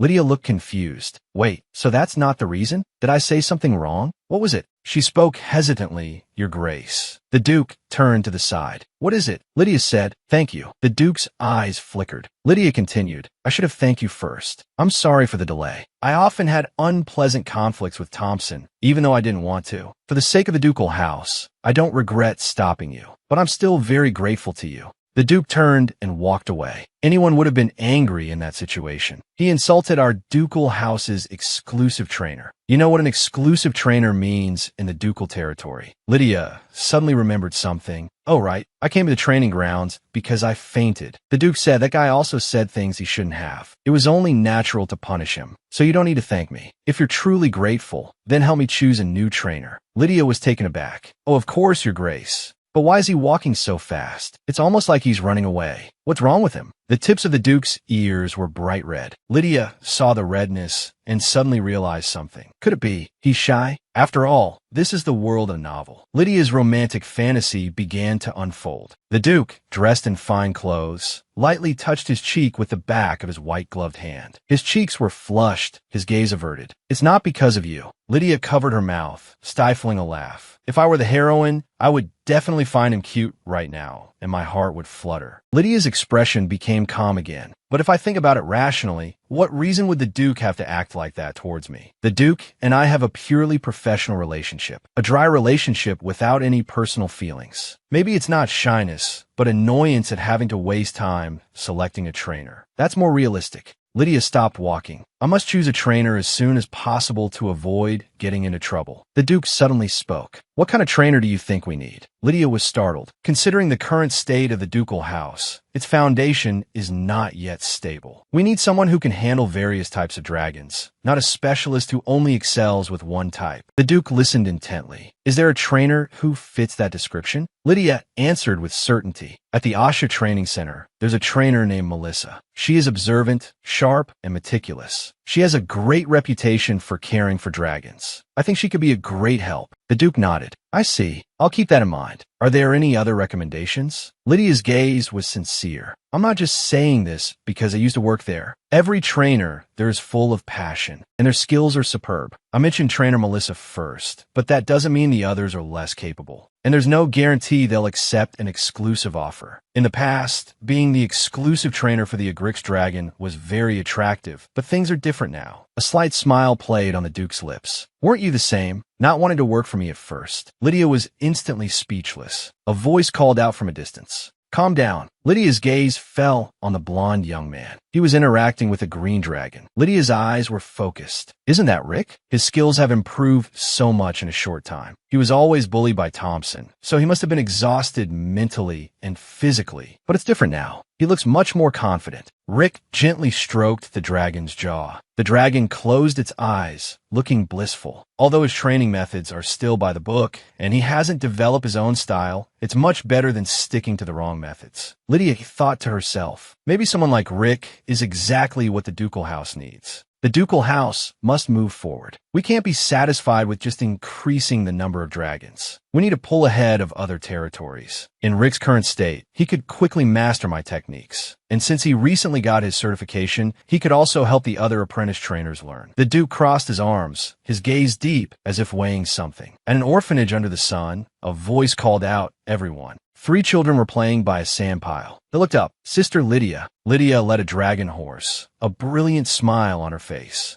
The children rushed over excitedly. Lydia held up a hand. "Wait, let me tie up the dragon horse first." Then she opened her arms for a hug. The 3 children threw themselves into her arms, knocking her to the ground. "Sister, you just sent a letter saying you'd visit often." Lydia lay on the ground. "Sorry, I've been too busy with work. I only just got some time off." She forced a sheepish smile. I brought gifts. Go inside and open them. One child cheered and ran off. Go tell everyone. The director extended her hand, her smile kind. You're here. Lydia took her hand, smiling brightly. I'm back. They held hands, smiling at each other in the warm light. The director said softly, just a moment ago, Duke Albrand himself came to visit. Lydia's smile froze. What? The Duke came to the orphanage? Why? The director asked with concern, how is work? Lydia replied, it's tough but very meaningful. The only downside is that I can't come as often as before. The director smiled gently. That's nothing to worry about. Everyone feels sad when they leave home. It's a necessary part of becoming independent. Lydia said, still, I hope you'll take this. She handed over a heavy money pouch. The orphanage is still lacking many things. It's not much, but I hope it can help. The director's gaze was firm. Don't worry about us. This is money you worked hard for. Keep it for yourself. Lydia said, I don't need much money. And it's not like I saved this by starving myself. I can't come to the orphanage often now, so I want to do my part. The director turned away. You don't have to do this. Lydia said, then I'll donate this money somewhere else. From the moment I put it in this bag, it was no longer my money. The director sighed in resignation, putting a hand to her forehead. Lydia, I really don't know who you inherited this stubborn streak from. The Duke has started sponsoring us again, so it's really okay. Lydia froze. What? The Duke is sponsoring the orphanage? Before, it was just to hire me. Why now? The director clasped her hands, smiling with relief. He said he was very grateful for your excellent work and hoped the ducal house could continue to employ you, so he wanted to help. Of course, it could also be out of goodwill. After all, there are many generous people in the world. Lydia was puzzled. But why not hand the orphanage over to the royal orphanage in the capital? Her thoughts were in a whirl. Why? What is the reason? The director looked at Lydia. You seem to have a lot on your mind. Lydia waved her hands awkwardly. Sorry, this topic was just so sudden. The director placed her hands on Lydia's shoulders. Don't worry, and don't overthink it. I don't know what the Duke's true intentions are for sponsoring us, but it's something to be grateful for either way. Lydia looked down. That may be true, but the director asked in return, do you think the Duke would sponsor us with malicious intent? I can't say I know the Duke completely, but at the very least, he has never been someone who acts out of malice.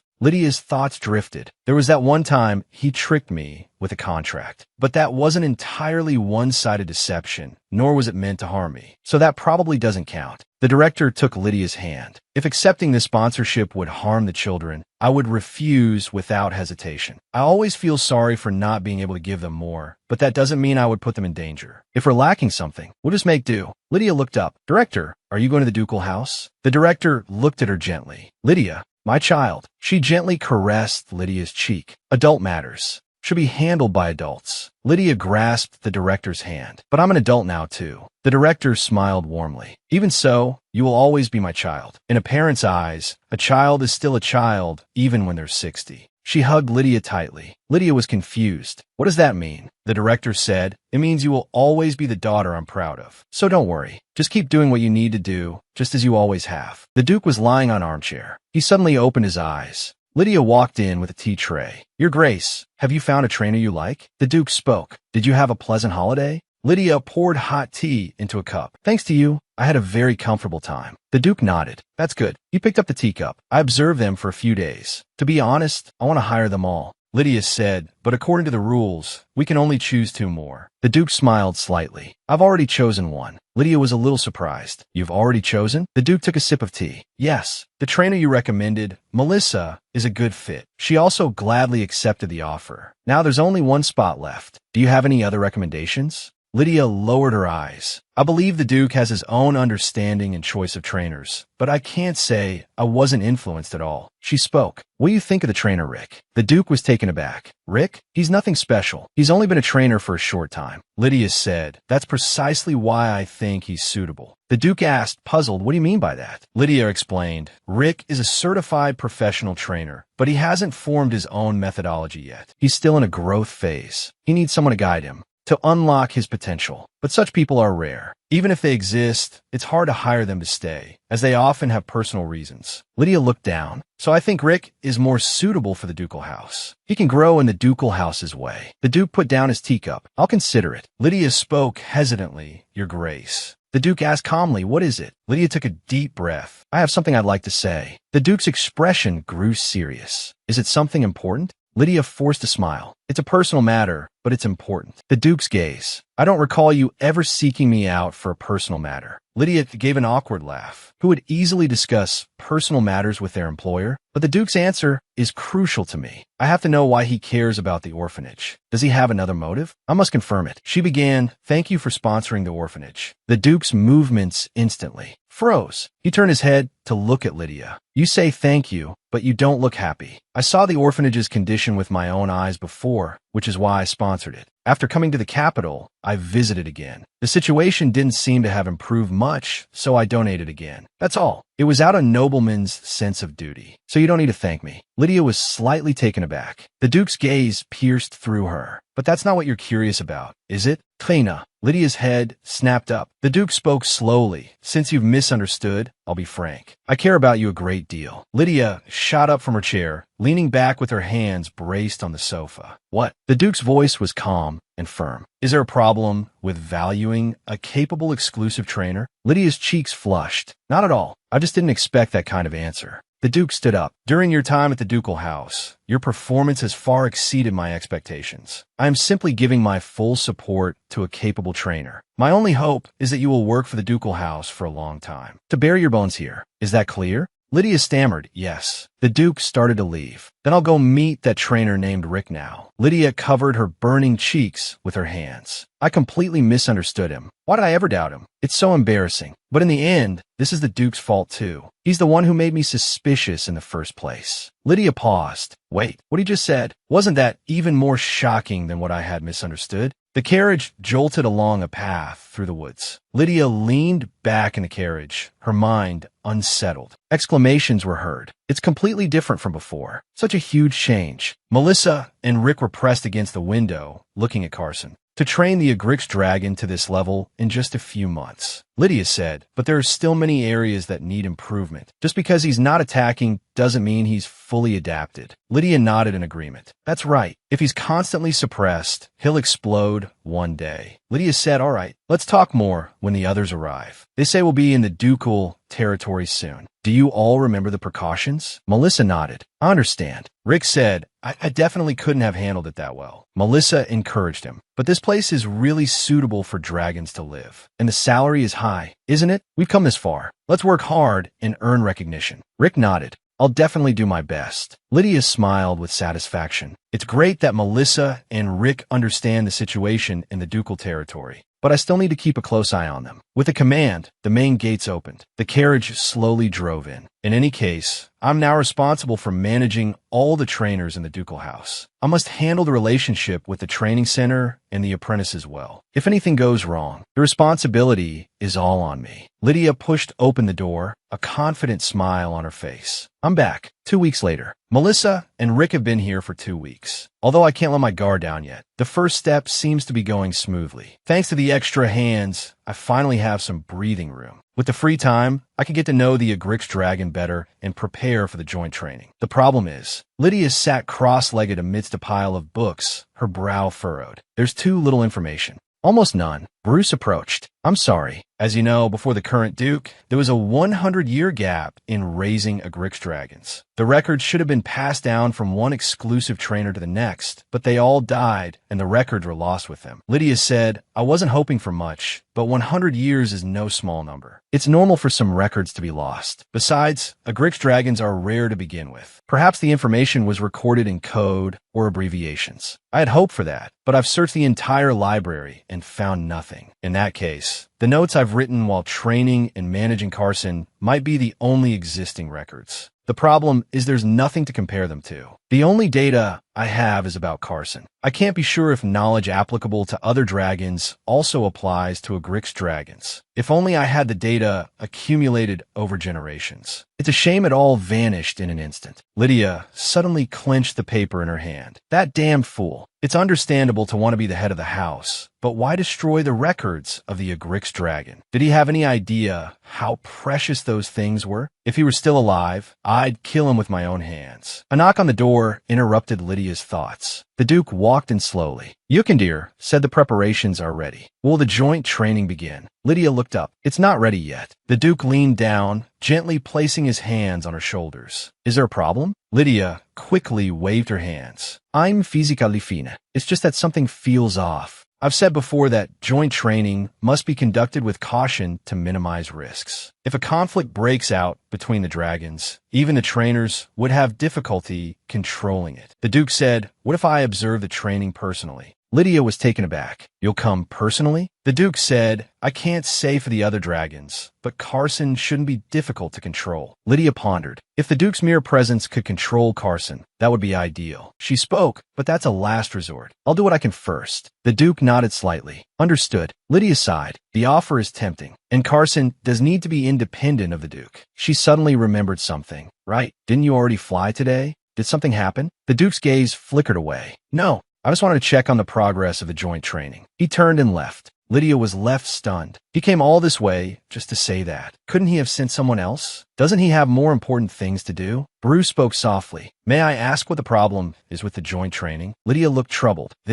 Should I be honest? It's more of an intuition. No matter how I think about it, I just feel that Carson isn't fully mature yet. Lydia's fingers tightened on the book. "But I can't just say something like that. The new trainers are making everyone nervous. I can't unsettle people with baseless speculation." She answered, "I just feel like some parts are incomplete. Like I said, I want to proceed with caution." Bruce nodded. "I understand." Lydia hugged the book, a smile returning to her face. "For now, I'll focus on training Carson and Luila. I really need to learn more about the Agric dragon species." Bruce's eyes dimmed. Understood, Trainer Lydia. Sunlight pierced through the clouds. Dragon knights soared on their great dragons among the rainbows. Lydia rested her chin in her hand and let out a long sigh. She looked at Carson. Seeing him like this, he really looks like a gentle dragon. It's hard to imagine he's been through so much hardship. Did he survive because he was strong, or did he become strong in order to survive? The Duke's voice suddenly spoke. "What do you mean?" Lydia looked up. "Your Grace, you're here again." The Duke crossed his arms. "Come to think of it, you seem to be looking for something in the library earlier." Lydia stood up. "Yes, the joint training is approaching. I was hoping to find even a little bit of information about the Agric dragon.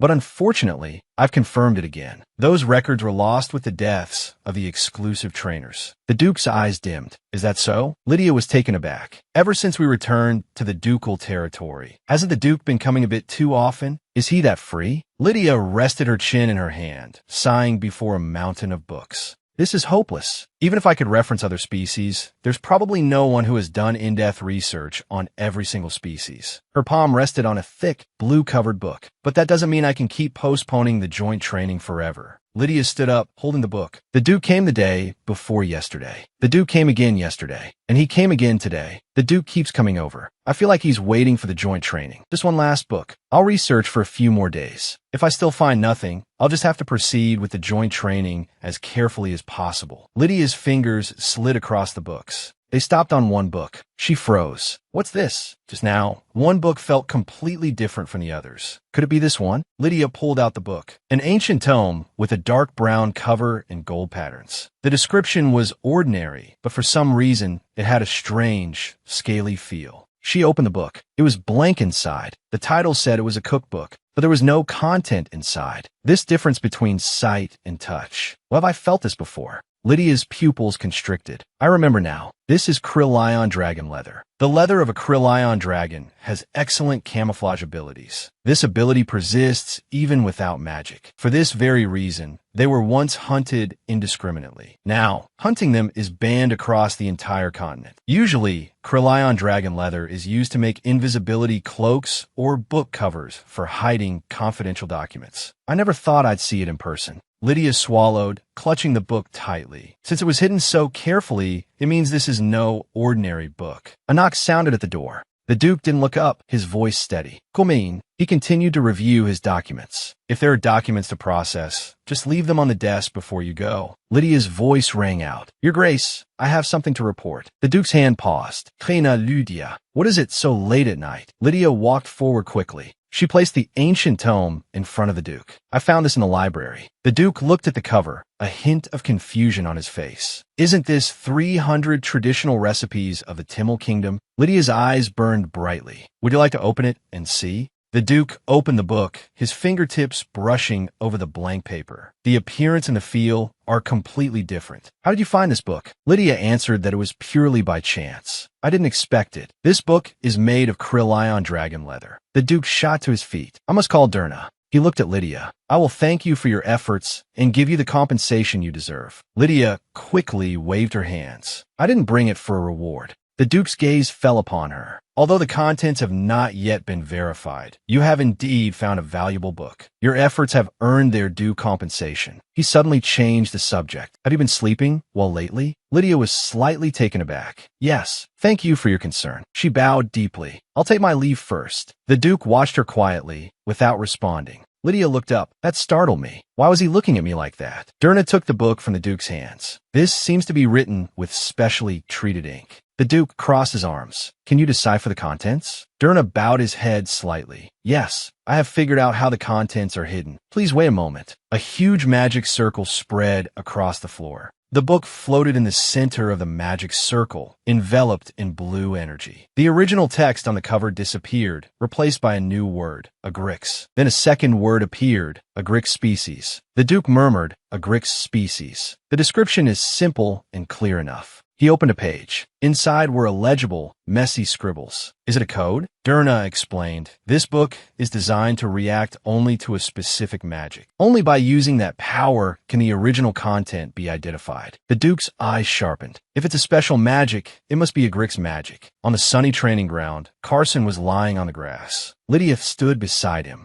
She turned her head. Your Grace, are you here to inspect Carson's training? The Duke's voice came. Not this time. He softly called, Carson. Carson let out a low growl, as if in response. The Duke gently stroked Carson's jaw. A torrent of magical energy surged out, sweeping across the entire training ground. The Duke stood in the center of the light, holding the ancient book. He spoke. Traina Lydia. Lydia trembled all over. Yes. The Duke handed the book to Lydia. This seems to be something you should see. Lydia took the book. The pages recorded information about the Agric species, a rare dragon breed that only chooses the ducal family of Albarant. Its knowledge must be passed down from generation to generation. To prevent this accumulated knowledge from being lost due to selfish desires, we used a special ink ground from the hide of an Agric's dragon and the scales of an Agric's dragon. Binding this book with the hide of an Agric's dragon weighs heavily on me, but I pray this knowledge will be passed down to future generations. Lydia looked up, her voice trembling slightly. Can I really read this? She hugged the book tightly, as if holding a priceless treasure. The Duke's tone was unquestionable. Of course, you are Carson's trainer and are entitled to read it, but do not show it to anyone. This record is incredibly precious. Lydia's cheeks flushed, her eyes sparkling. She hugged the book tightly. Thank you so much. It is an honor to be able to see this. The Duke touched his own cheek with the back of his hand. So you can make that kind of face, too.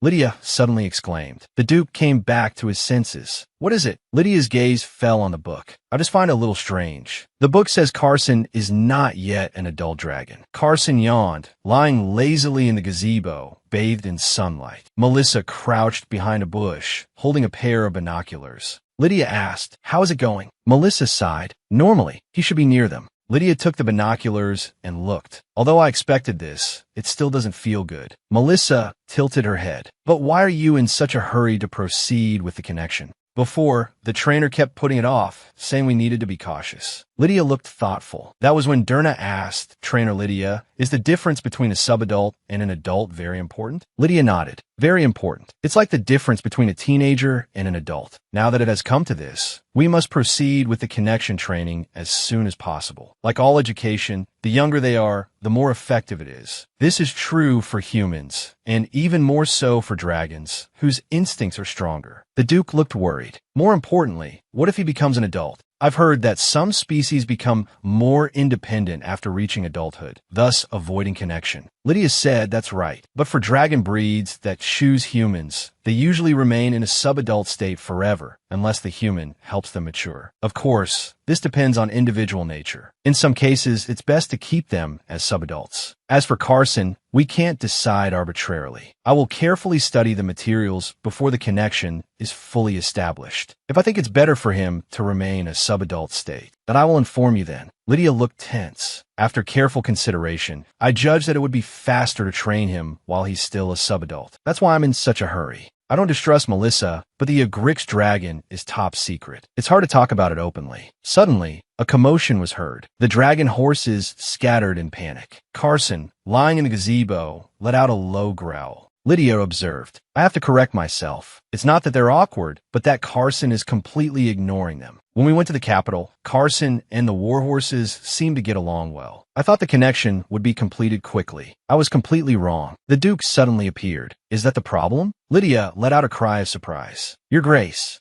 The Duke said, could it be that Carson has become irritable because he's trapped here? Lydia sighed. I don't think so. To Carson, the dragon horses have never been creatures he could be at ease with. They're just beings to be ignored by him. The Duke rested his chin on his hand. Of course, there's subtle differences, but I don't think it's a big problem. Lydia explained, let me give you an example. What does an ordinary person do if they trip over a stone underfoot? The Duke answered, they would move the stone away. Lydia nodded. Exactly. Either they ignore it and walk around it, or they kick it away. The problem is that, to Carson, those warhorses are no different from stones on the roadside. The Duke said, I see. So Carson shouldn't treat them as something to be ignored, but should accept them. Lydia nodded. Precisely. The Duke was thoughtful. If he can't even accept dragon horses, then getting along with other dragons will be even more difficult. It seems this will take a long time. Lydia's eyes were firm. No matter how long it takes, this is a mountain we must climb. I wonder if there's any incense that could help. Would it be recorded in the book? The Duke suddenly spoke. If it's that kind of thing, please wait a moment. Lydia replied, all right. She sat there with a blank look. What? The Duke turned and walked away. Lydia stood up in alarm. Your Grace, that's too dangerous.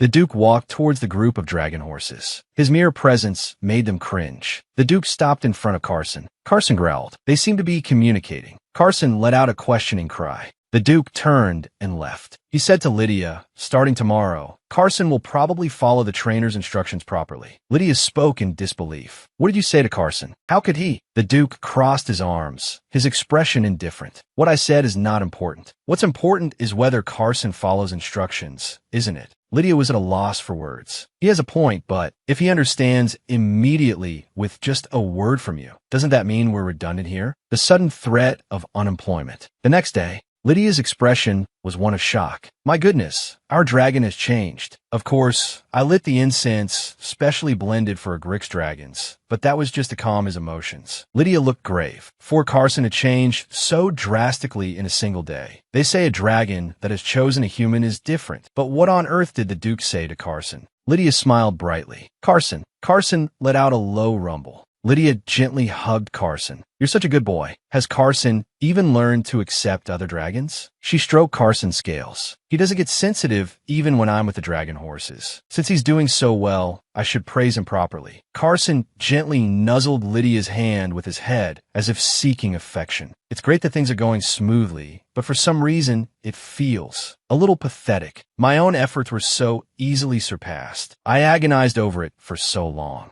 And the Duke solved it with a few words. She stood with her hands on her hips. It seems this kind of self-awareness is inevitable. A few days later, Carson lay in the center of the courtyard, surrounded by leisurely dragon horses. A scene of tranquility. Lydia observed carefully with binoculars. It's been the same for several days. Carson's attitude has certainly improved, but I can't shake the feeling that he's not genuinely allowing the dragon horses to be near. The problem isn't solved. This isn't a fundamental fix. He's forcibly enduring it, which means it's bound to explode completely one day. Lydia said to Melissa beside her, I'm stepping out for a bit. Melissa replied gently, all right, be careful. Lydia walked alone across the grass, her shadow stretching long in the sunlight. I have to make Carson clearly understand that having other dragons around is not something he needs to endure. Lydia approached, her voice gentle yet firm. Yes, good boy. Come here, will you? Lydia cupped a dragon horse's face in her hands, gazing at it gently. Is this okay? Carson lay quietly in the distance, watching this scene. Lydia's expression grew complex. Is Carson numb? Or is this just the limit of his endurance? I'm not sure. She continued to interact with the dragon horse.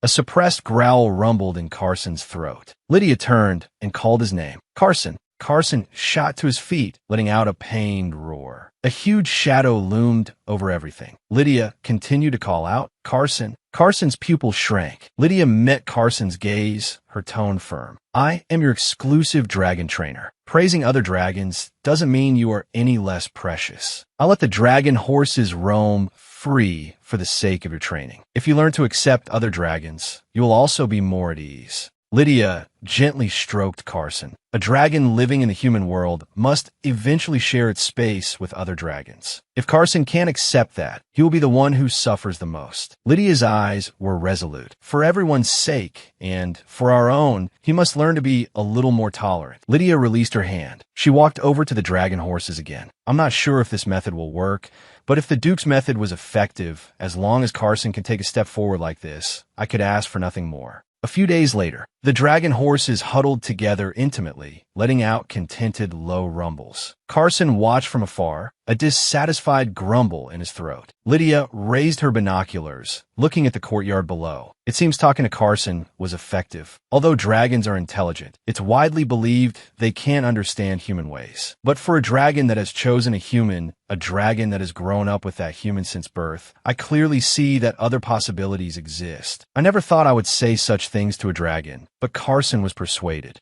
Lydia asked the Duke during the last joint training, "What did you say to Carson?" The Duke's gaze drifted into the distance. "Nothing special." Lydia said, "I'm grateful for your good intentions, but because of your words, Carson began to forcibly endure the other dragon's provocations. Endurance is not a good thing. Once the right trigger is found, everything he has suppressed will explode. You also know that suppressed things become even more dangerous once they erupt." The Duke was slightly taken aback. Lydia continued, "Thanks to you, I also realized how short-sighted I was. I had only ever trained dragons at the training center. Carson is the first dragon to have chosen a human. There's bound to be constant trial and error. I never thought to try and persuade a dragon. I failed to realize that a dragon that grew up with a human would be different from an ordinary dragon." Lydia bowed her head slightly. "Thanks to you, the world I know has become much broader." She broke into a radiant smile. "Thank you for your help." The Duke looked at her, the corners of his mouth turning up unconsciously. "If that's the case, then that's wonderful.